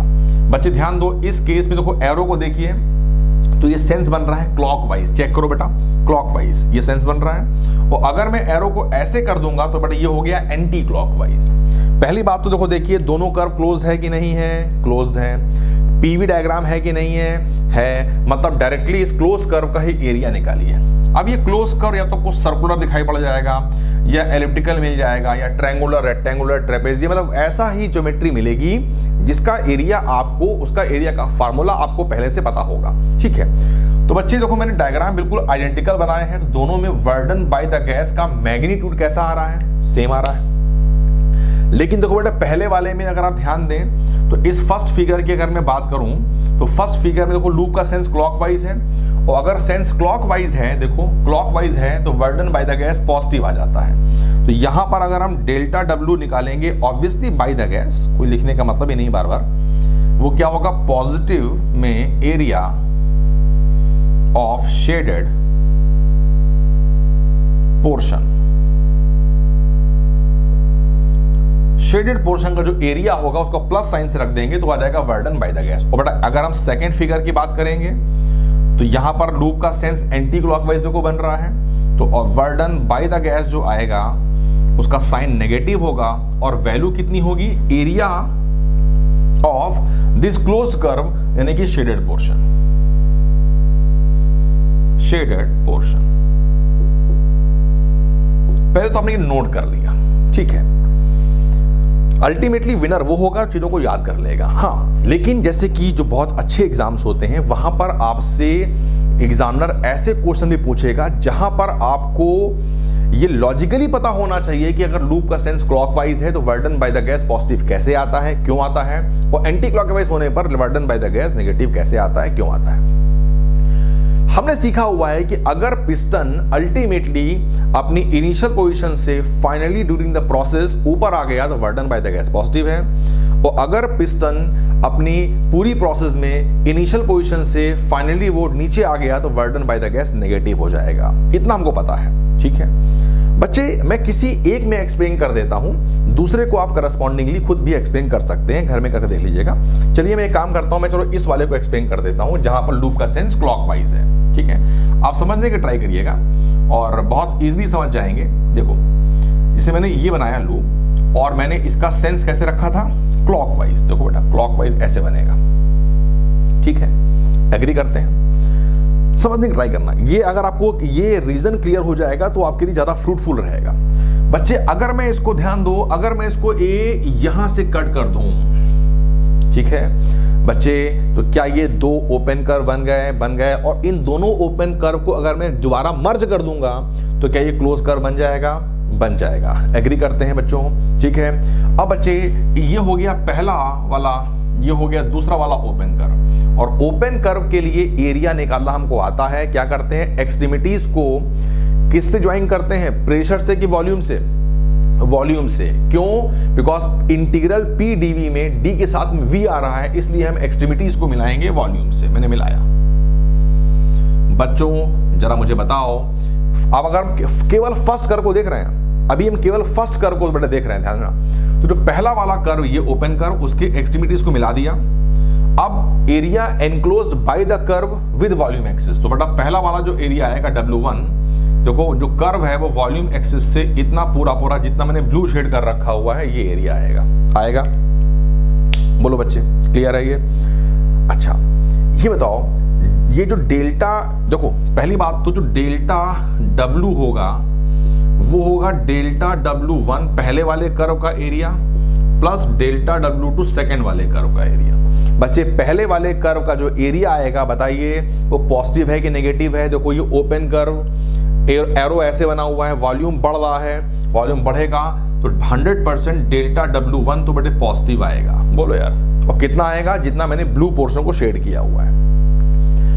अब बेटे हमको तो भाई ओवरऑल तो ये जो कंबाइंड क्लोज जो फिगर बनेगी वो 1 और 2 को मिक्स करके बनेगी। तो अब 2 को देखिए, 2 बेटे कैसा कर्व है, ओपन कर्व। 2 की एक्सट्रीमिटीज को मिलाऊंगा मैंने वॉल्यूम एक्सिस से, मैंने मिलाया।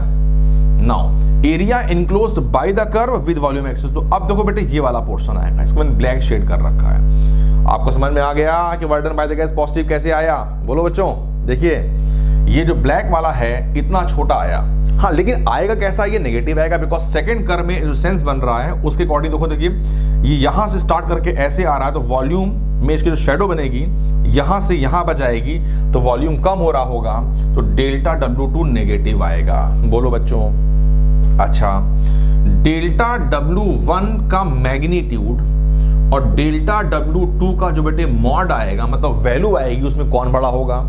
W1 वाला इतना बड़ा ब्लू वाला एरिया है, W2 का एरिया का वैल्यू छोटी आ रही है तो मॉड वाइज ये बड़ा होगा। तो मतलब पॉजिटिव वाला बड़ा है और नेगेटिव वाला छोटा है, तो बताइए नेट वर्डन कैसा आ गया? बताइए पॉजिटिव आ गया। कुछ क्लियर हुआ मैंने क्या बोल दिया? यस, इसका मतलब ये लॉजिकली मैंने क्लियर कर दिया। बाकी आपको लर्न होना चाहिए कि if sense of loop is clockwise then work done by the gas is positive, and if it is anti clockwise then work done by the gas is negative. जरा इसको हम और ढंग से क्लियर करना चाहेंगे। देखो बच्चे, पहले में वर्डन पॉजिटिव आया, मतलब पिस्टन ऊपर गया होगा, तो पिस्टन इनिशियल पोजीशन से ऊपर ज्यादा चला गया बिकॉज ज्यादा वर्डन हो गया पॉजिटिव में, और सेकेंड वाला साइकिल जो आ रही है वो नेगेटिव तो हो रही है, तो पिस्टन नीचे तो आएगा लेकिन नीचे कम आएगा।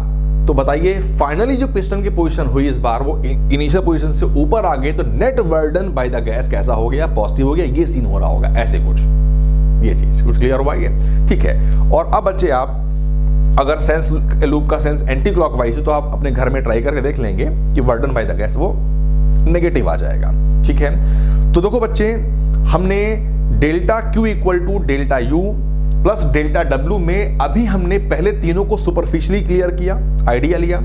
अब मैंने वर्डन बाय द गैस को डीप में क्लियर किया कि हाँ भाई ओपन कर में कैसे करते हैं, क्लोज कर में कैसे करते हैं।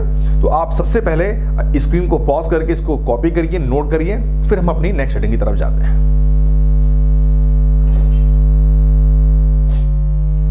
बच्चों अब नेक्स्ट हेडिंग बनती है फ्री एक्सपेंशन। फ्री एक्सपेंशन भी एक इंपॉर्टेंट हेडिंग है।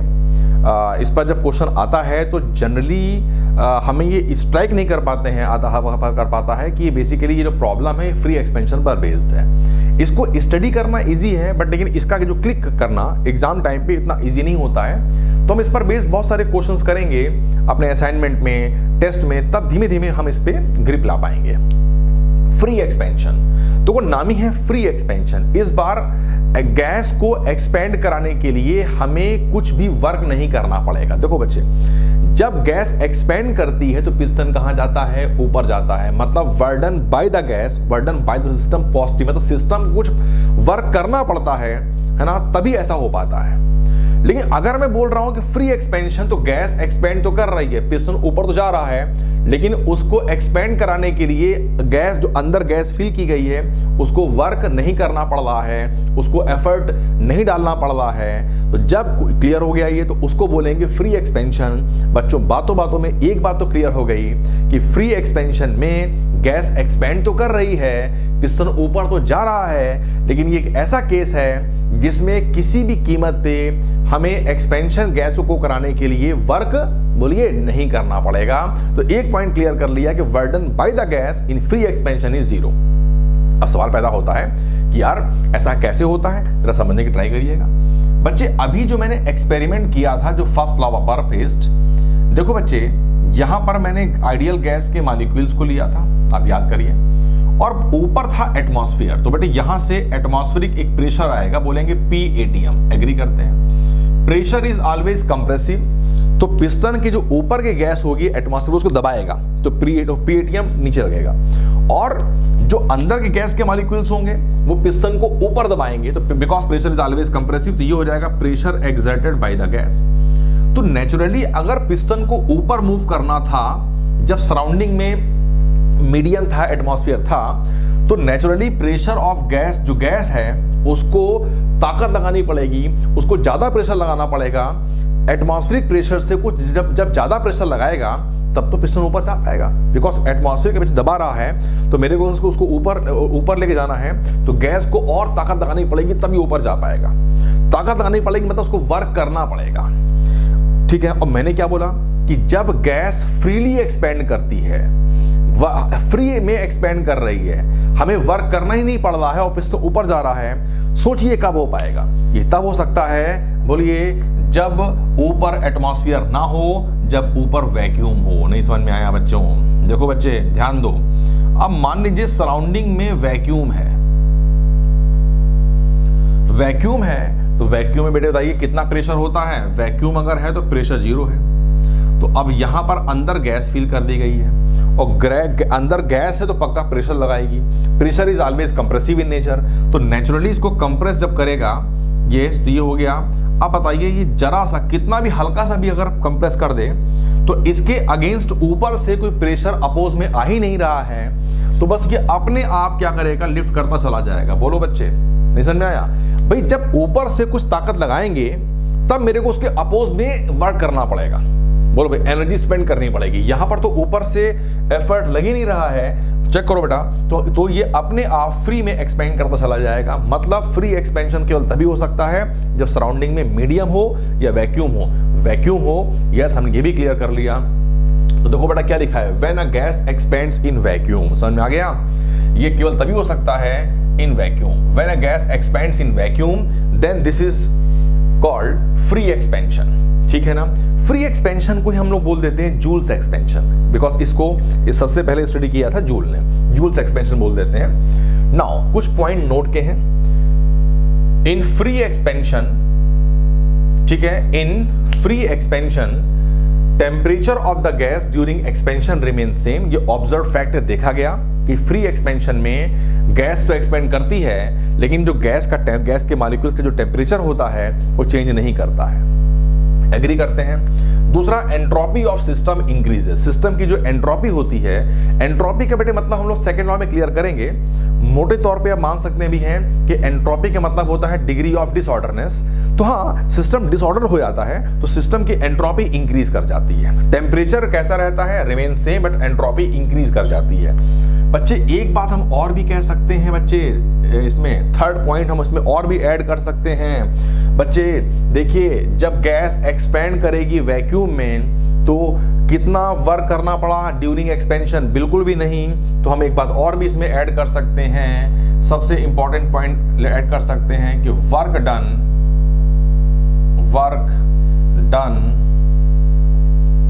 बाय द गैस, बोलो बच्चे, work done by the gas, clear हुआ, इन फ्री एक्सपेंशन या इन जूल्स एक्सपेंशन, एक ही बात है, क्लियर हुआ, इज ऑलवेज, हमेशा zero.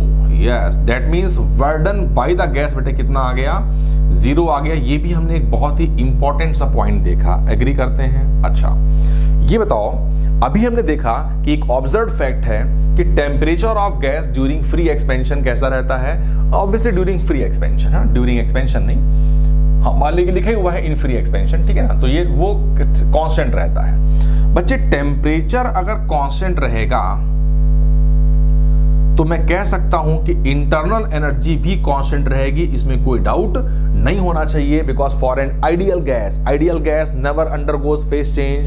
For an ideal gas internal energy depends only on temperature. If temperature is kept constant then U is also remain same. Agree करते हैं। बट यू अगर कांस्टेंट हो गया तो बताइए डेल्टा यू कितना हो गया, जीरो। अरे भाई, delta U final value minus initial value, you constant है तो जो यू की फाइनल वैल्यू होगी वही यू की इनिशियल वैल्यू होगी, मतलब डेल्टा यू जीरो आ गया।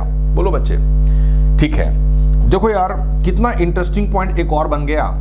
क्या मैं यहां पर first law of thermodynamics use कर सकता हूं? बिल्कुल कर सकता हूं। फर्स्ट लॉ ऑफ थर्मोडायनामिक्स तो हमेशा होल्ड करेगा आइडियल गैस के लिए। तो using first law of thermodynamics क्या होता बताइए, delta Q equal to delta U plus delta W. बोलो बच्चे, बटे डेल्टा डब्लू जीरो था, अभी देखा डेल्टा यू भी जीरो आ गया। यस, इसका मतलब डेल्टा क्यू भी जीरो आ गया। यस, मतलब फ्री एक्सपेंशन कराने में हमको बाहर से एनर्जी सिस्टम को प्रोवाइड नहीं करनी पड़ेगी। यस, तो हम कह सकते हैं कि बच्चे अगर समराइज फॉर्म में देखें तो मैं इसको ऐसे कह सकता हूं कि in free expansion delta Q equal to delta U equal to delta W equal to zero. बोलो बच्चे, हाँ, एंट्रोपी इंक्रीज करती है। तो अगर मैं बोलूं आपसे कि डेल्टा एस कैसा आएगा तो ये होगा बेटे S final minus S initial. Entropy increase करती है तो definitely final value is must be greater than initial value. तो डेल्टा एस जो आएगा वो higher value minus lower value, तो ऑब्वियसली पॉजिटिव आएगा। क्लियर हुआ? तो ये हमने समराइज फॉर्म में देखा। फ्री एक्सपेंशन में फर्स्ट लॉ ऑफ थर्मोडायनामिक्स में जितने भी वेरिएबल्स होते हैं उनमें चेंज जीरो आता है और एंट्रोपी इंक्रीज करती है, टेम्परेचर कांस्टेंट रहता है। तो इसको बेटे आप स्क्रीन को पॉज करके पहले नोट करिए, ये भी एक बहुत स्पेशल कंसेप्ट है।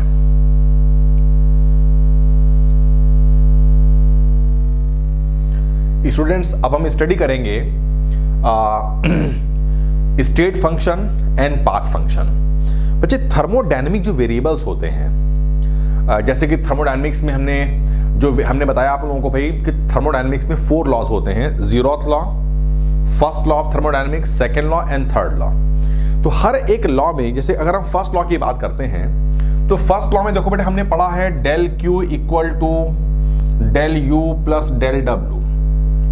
तो बोलेंगे भाई इस फर्स्ट लॉ में 3 थर्मोडायनेमिक वेरिएबल्स हैं। कौन कौन से हैं? Delta Q heat given to system, delta U change in internal energy या internal energy, delta W work done by the gas. तो इसमें 3 हमारे पास में थर्मोडायनेमिक फंक्शन आ गए in first law of thermodynamics and they are heat given, internal energy and work done. ऐसे ही जब हम सेकेंड लॉ पढ़ेंगे तो सेकेंड लॉ में भी हमारे पास में एक एंट्रोपी का एक फॉर्मूला आएगा, उसमें एंट्रोपी डिफाइन होगी। तो एंट्रोपी भी एक क्या हो गया, सेकेंड लॉ में थर्मोडायनेमिक्स का फंक्शन हो गया।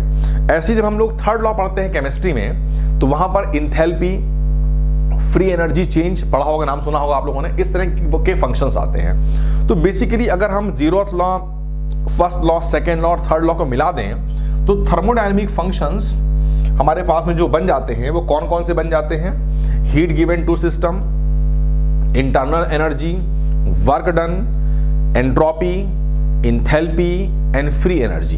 ये इतने सारे को हम क्या बोल देते हैं, एक साथ क्या बोल देते हैं, थर्मोडायनेमिक फंक्शंस। अब इन थर्मोडायनेमिक फंक्शन में कुछ फंक्शन स्टेट फंक्शंस होते हैं और कुछ फंक्शन होते हैं पाथ फंक्शन। ठीक है, state function, initial state, final state.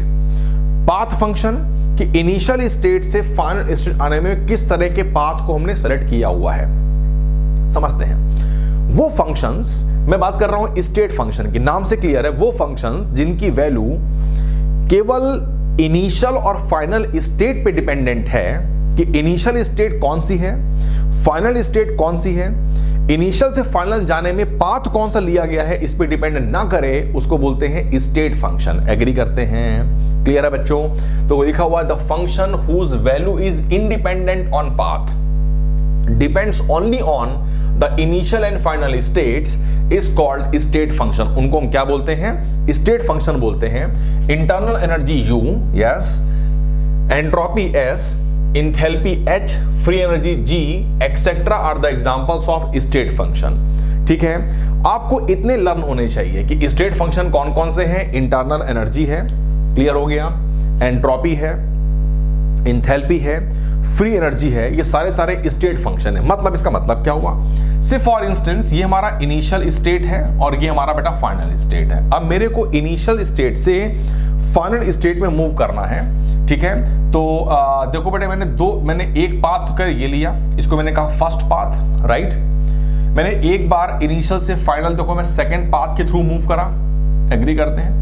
और एक बार मैं इनिशियल से फाइनल कुछ इस तरह के पाथ के थ्रू मूव किया, एग्री कर रहे हैं। देखो बच्चों, एक बात बहुत गौर करने की है कि तीनों पाथ अलग अलग हैं, बट तीनों जो पाथ हैं उनमें इनिशियल और फाइनल स्टेट्स एरो के अकॉर्डिंग चेक करिए सेम है। क्लियर हुआ ये? तो जैसे कि फॉर एग्जांपल इंटरनल एनर्जी बेटे कैसा फंक्शन है? स्टेट फंक्शन है। तो इनिशियल से फाइनल जाने में जो इंटरनल एनर्जी में चेंज पहले वाले पाथ में आएगा, जो इंटरनल एनर्जी में चेंज सेकेंड पाथ में आएगा, जो चेंज थर्ड पाथ में आएगा, वो तीनों पाथ में देखिए तीनों पाथ में इनिशियल और फाइनल स्टेट सेम है और इंटरनल एनर्जी एक स्टेट फंक्शन है, तो डेफिनेटली इनकी वैल्यू कैसी आएंगी? तीनों में सेम आएंगी, बिकॉज ये केवल डिपेंड करती हैं स्टेट्स के ऊपर और तीनों पाथ में स्टेट्स कॉमन है, पाथ कोई भी क्यों ना हो वो सेम रहेगा। जैसे फॉर एग्जाम्पल अगर हम बात करते हैं एंट्रोपी की, तो एंट्रोपी भी स्टेट फंक्शन है। तो जो एंट्रोपी फर्स्ट में आएगी वही एंट्रोपी में चेंज सेकेंड पाथ में आएगा और वही एंट्रोपी में चेंज थर्ड पाथ में आएगा। ऐसे ही रिलेशन बन जाएगा इंथैल्पी में और फ्री एनर्जी में। तो मुझे लगता है आप लोगों को स्टेट फंक्शन का एक आइडिया आ गया होगा। क्लियर है ये? Now comes to path function. अब हम आते हैं पाथ फंक्शन पे आते हैं, ठीक है ना। पाथ फंक्शन, देखो कुछ बच्चे ऐसे बोझ को इंटरप्रेट करते हैं कि वो फंक्शन जिनकी वैल्यू केवल पाथ पे डिपेंड करती है। नहीं, वो फंक्शन जिनकी वैल्यू स्टेट पर भी डिपेंड करती है और पाथ पर भी करती है, यस, उनको बोलेंगे पाथ फंक्शन। वो फंक्शन जिनकी वैल्यू स्टेट पे केवल डिपेंड नहीं करती है, स्टेट पे तो करती है, साथ में पाथ पर भी डिपेंड करती है, उसको बोलते हैं हम लोग path function. The function whose value not only depend on the states, केवल स्टेट पे डिपेंड नहीं करती है, स्टेट पे तो करती है, but also depend on the path, is called path function. Path function दो लर्न करने पड़ेंगे, work done and heat given. Clear हुआ? ये जो होते बहुत सारे हैं, बट वर्क डन और वर्क डन और हीट गिवन ये दोनों पाथ फंक्शन होंगे। हमको फिजिक्स में तो पता होना ही चाहिए, ठीक है ना। और the examples of path function. अब नाउ से फॉर एग्जांपल ये हमारा इनिशियल स्टेट है, ये हमारा फाइनल स्टेट है। से इनिशियल से फाइनल स्टेट एक बार मूवमेंट हुआ फर्स्ट पाथ के थ्रू, एक बार बेटे हुआ ये सेकेंड के थ्रू और एक बार ये थर्ड पाथ के थ्रू हुआ। अब मैं बात करता हूं delta Q,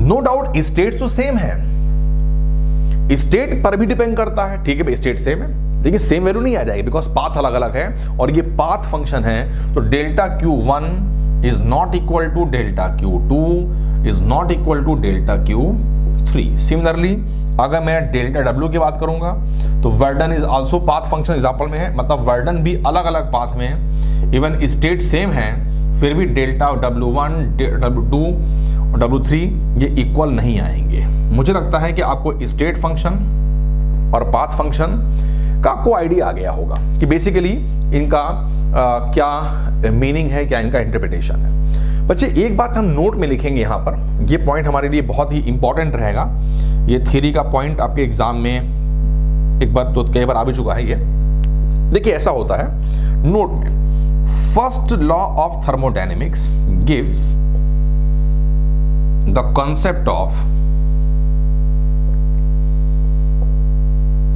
internal energy. Internal, ये नोट का पहला पॉइंट है, एनर्जी। इसका मीनिंग क्या है मैं बताता हूं, आप बेटर रहेगा यही नोट कर लीजिए आप लोग। सेकेंड लॉ ऑफ थर्मोडायनेमिक्स, आप पूरा कैपिटल में लिखिएगा, मैंने शॉर्ट में कर दिया हुआ है कि भाई second law of thermodynamics yes gives the concept of entropy.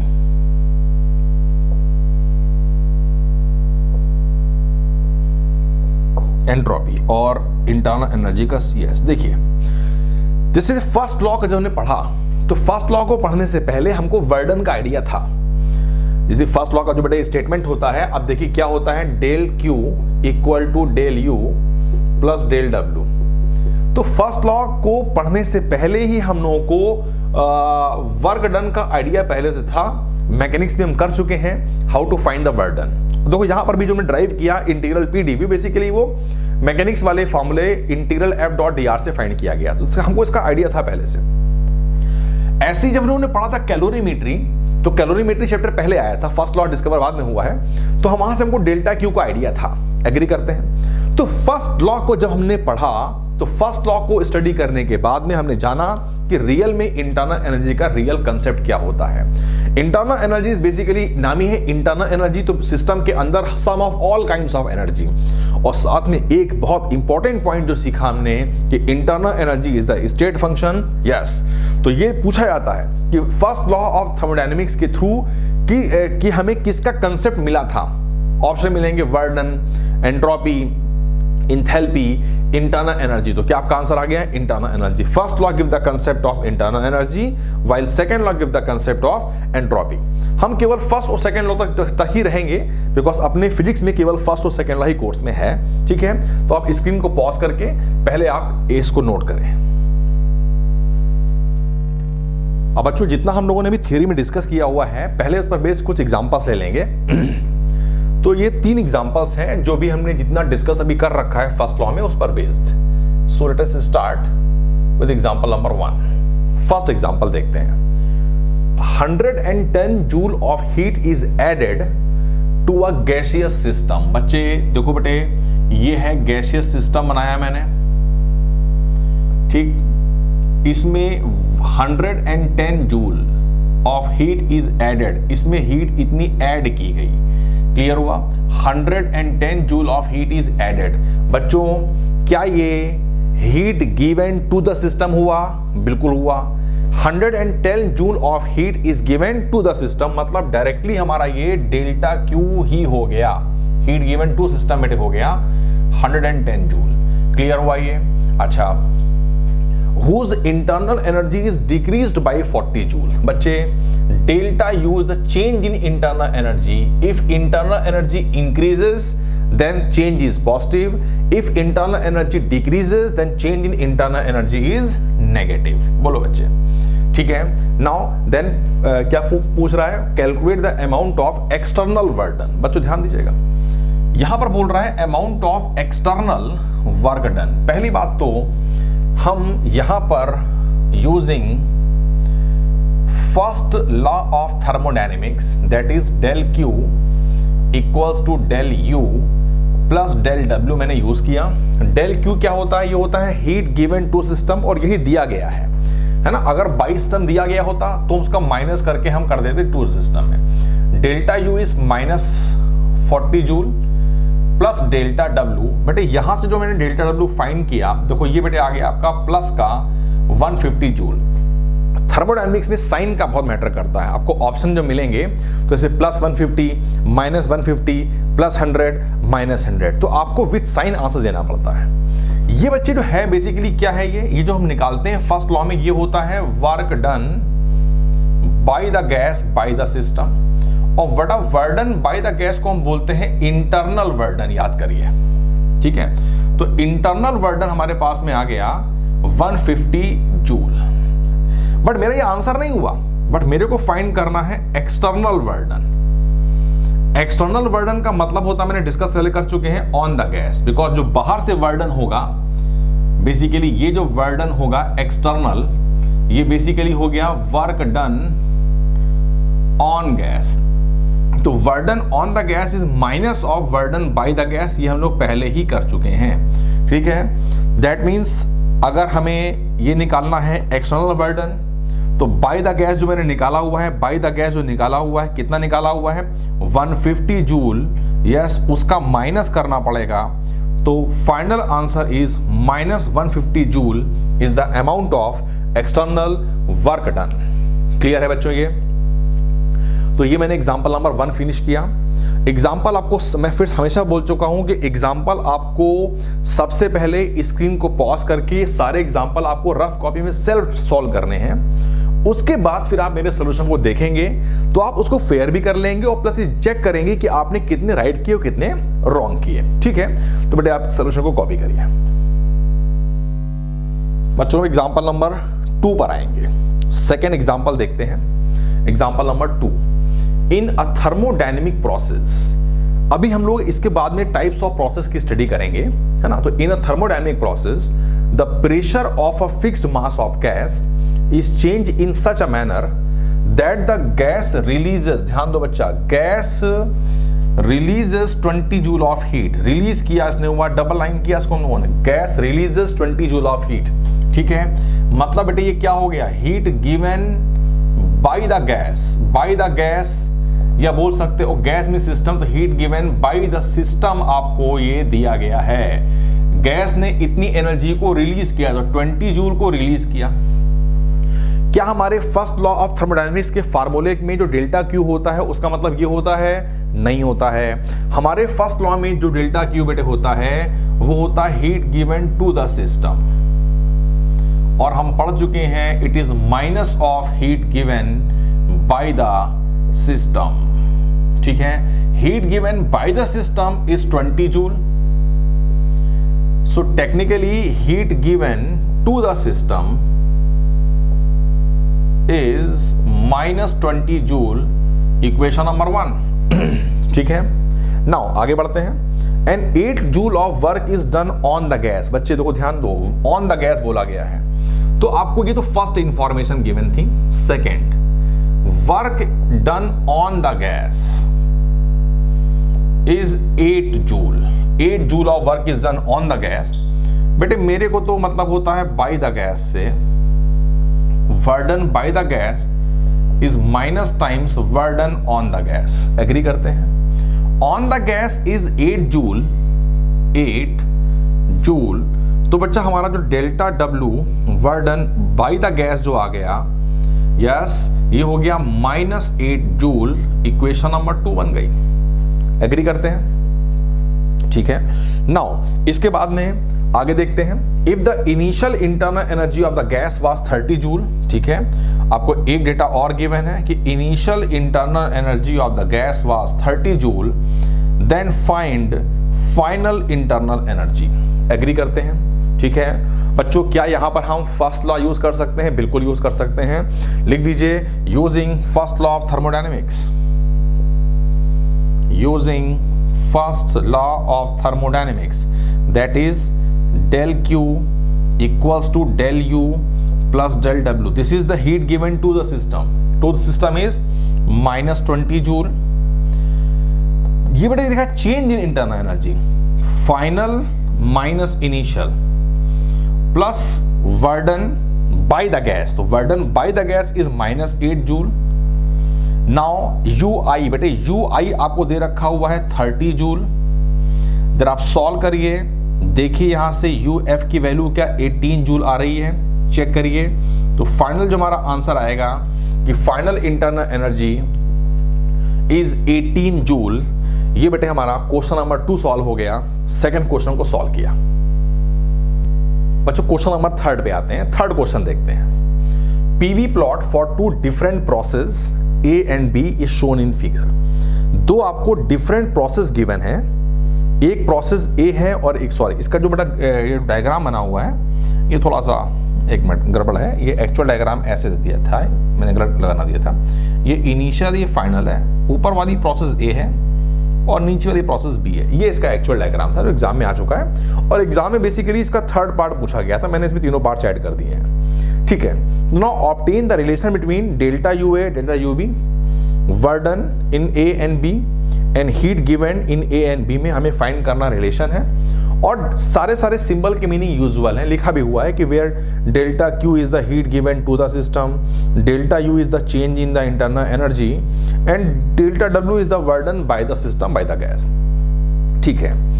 सबसे पहले बेटा हम क्या करेंगे, हम थर्ड क्वेश्चन में जो हमें डायग्राम गिवन है पहले हम उसको देखते हैं, ठीक है। बहुत ही इजी प्रॉब्लम है, बट मैंने अभी वो क्वेश्चन ही रखे हुए हैं जो डायरेक्टली हमारे थ्योरी के कंसेप्ट्स को एक बार क्लियर करें। अभी हम कुछ डिफिकल्ट प्रॉब्लम वो तो हम लोग बाद में करेंगे, अभी तो हम वो प्रॉब्लम कर रहे हैं जो जिन प्रॉब्लम के थ्रू हम अपने कंसेप्ट्स को क्लियर कर लें, ठीक है। ऊपर वाली प्रोसेस ए गिवन है, नीचे वाली प्रोसेस बी गिवन है, ठीक है। ये आपको ऑब्वियसली एरो देखिए तो ये इनिशियल है और ये फाइनल है, ठीक। सबसे पहले तो हालांकि यहां पर मेंशन ही कर दिया गया है कि 2 डिफरेंट प्रोसेस हैं ए एंड बी, ठीक है।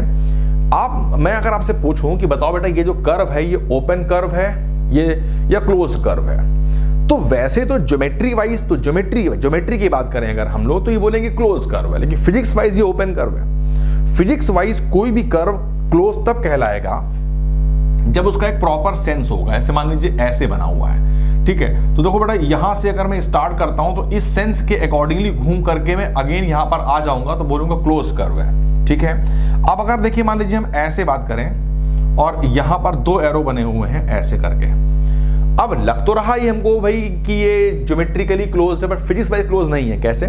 अगर सपोज करो मेरा इनिशियल पॉइंट ये है तो मैं यहां से यहां गया, देखो एरो के अकॉर्डिंग चल करके यहां तक तो पहुंच गया, लेकिन जब मेरे को, हमें तो घूम करके पूरा रिवर्स नहीं आना है, घूम करके हम दोबारा अगर आना चाहेंगे आई पे तो नहीं आ पाएंगे, बिकॉज ये वाला हमारे मूवमेंट का एरो और इसका सेंस वाला एरो ये मैच नहीं कर रहा है, तो हम बोलेंगे नहीं सेकंड वाला जो है ये क्लोज कर्व नहीं है। क्लियर हुआ ये? अब अगर आप ध्यान दें तो वैसे भी दिख रहा है हम लोगों को इसमें कि आई से अगेन आई आने का कोई भी एक प्रॉपर सेंस नहीं बन रहा है, तो फिजिक्स वाइज ये क्लोज लूप नहीं हुआ, ठीक है ना। ये 2 इंडिपेंडेंट प्रोसेस हैं, process A and process B. हाँ, दोनों में प्रोसेस में एक बात बहुत इंपॉर्टेंट है, बहुत खास है।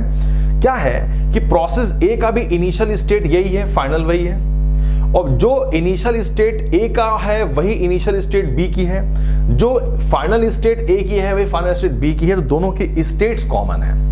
इसका मतलब जो स्टेट फंक्शन होंगे उनकी वैल्यू तो सेम आएगी, वो पाथ पे डिपेंड नहीं करेगी, बिकॉज चाहे वो ए प्रोसेस हो चाहे बी हो, दोनों की इनिशियल और फाइनल स्टेट्स सेम है। क्लियर हुआ ये? स्टेट फंक्शन में इन तीनों में से कौन सा होता है? इन तीनों में से यहां पर कौन सा है? डेल्टा यू है। तो सबसे पहली बात, अगर मुझे फर्स्ट पार्ट को सॉल्व करना है तो मैं लिखूंगा since internal energy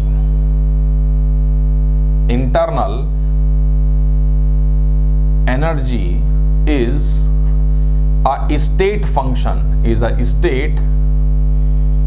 Since internal energy is a state function, ये एक state function है। क्लियर हुआ ये? So yes, क्लियर हुआ। सो मैं कह सकता हूं कि डेल्टा यू ए जो प्रोसेस ए में इंटरनल एनर्जी में चेंज आएगा और डेल्टा यू बी जो प्रोसेस बी में इंटरनल एनर्जी में चेंज आएगा वो एग्जैक्टली इक्वल होंगे, बिकॉज दोनों में इनिशियल और फाइनल स्टेट सेम है। तो बेटे हमारे पास में ये रिलेशन आ गया, पहले वाले का आंसर आ गया। शायद क्लियर हो गया होगा बेटे आप लोगों को। नाउ इसके बाद हम सेकेंड पार्ट पे आते हैं। वर्क डन में निकालना रिलेशन है। क्या वर्क डन स्टेट फंक्शन है? नहीं है। ये कैसा फंक्शन है? पाथ फंक्शन है। ठीक है भाई, तो वर्क डन बेटे पाथ फंक्शन है, तो पाथ फंक्शन अगर है तो इसकी वैल्यू डिपेंड करेगी पाथ के ऊपर। ठीक है, चलिए हमने डेल्टा डब्ल्यू ए पहले निकालते हैं, इनिशियल स्टेट, फाइनल स्टेट, और ये बेटे पाथ हो गया ए वाला। कैसा कर्व बेटे है? ये ओपन कर्व है। ओपन कर्व में work done by the gas निकालना अगर हमको होगा तो पहले हम चेक करेंगे ये ओपन कर्व पीवी में है कि नहीं है। अगर है तो उसकी एक्सट्रीमिटीज को हम वॉल्यूम एक्सिस से मिलाएंगे। मैंने मिलाया, यस। देखो बच्चे एरो देखिए, एरो के हिसाब से ये इनिशियल है, फाइनल है। इनिशियल वॉल्यूम ये वाला हो गया, फाइनल वॉल्यूम बेटे ये वाला हो गया। वॉल्यूम इंक्रीज कर रहा है तो हम area enclosed by the curve with volume axis निकालेंगे, और ये जो बेटे एरिया आएगा ये डेल्टा डब्ल्यू ए हो जाएगा, और साथ में ये पॉजिटिव में आएगा। पॉजिटिव में ब्लू वाला एरिया हो जाएगा। एग्री करते हैं? अब अगर हम डेल्टा डब्ल्यू बी निकालते हैं, यहीं पर ये देखिए बेटा पी वी डायग्राम बनाया, initial and final, but W B वाला ऐसे बनेगा।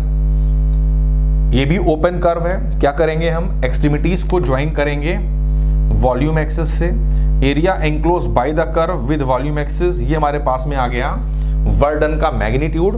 हाँ, एरो देखिए, इनिशियल वॉल्यूम कम है, फाइनल बढ़ रहा है, वॉल्यूम इंक्रीज कर रहा है, पिस्टन ऊपर जा रहा है, तो वर्क डन यहाँ पॉजिटिव आएगा। तो ये वाला वर्क डन भी पॉजिटिव आएगा। अब आप खुद बताइए, तो एक एरिया पॉजिटिव में छोटा है, एक एरिया पॉजिटिव बड़ा है। फॉर एग्जांपल ये +3 है तो ये +7 है। कौन बड़ा हो गया? +7 दिख ही रहा आपको है। इसका मतलब delta W A is greater than delta W B. यहां पर आपको साइन को ध्यान देना पड़ेगा। क्लियर हुआ? दोनों पॉजिटिव थे इसलिए +7 बड़ा हो गया। फॉर एग्जांपल अगर ये एरो ऐसे बने होते तो दोनों वर्क डन नेगेटिव आते, तो ये अगर -3 होता तो ये होता -7। अब माइनस साइन को लेकर के -3 बड़ा हो जाएगा और -7 छोटा हो जाएगा, तो वहां पर डेल्टा डब्ल्यू बी पॉजिटिव में बड़ा हो जाएगा और डेल्टा डब्ल्यू ए छोटा हो जाएगा। यहां पर दोनों एरिया पॉजिटिव आ रहे हैं, इसलिए ये पॉजिटिव में बड़ा है, ये पॉजिटिव छोटा है। साइन को लेकर के ही हम कंपेयर करते हैं हीट एंड थर्मोडायनेमिक्स में, ध्यान रखिएगा। ठीक है बच्चे, अब तो बहुत इजी हो गया। थर्ड, ये बताइए फर्स्ट लॉ होता है delta Q equal to delta U plus delta W. बेटे ये तो दोनों में सेम आएगा, delta U A delta U भी सेम होगा, तो जिसका वर्डन ज्यादा होगा, जिसका वर्डन बोलिए ज्यादा होगा, उसका डेल्टा क्यू भी ज्यादा हो जाएगा। तो यहां से हमें क्लियर हो गया कि भाई delta Q A is also greater than delta Q B. ये बेटे हमने क्वेश्चन नंबर 3 को प्रॉपर पूरा फिनिश किया।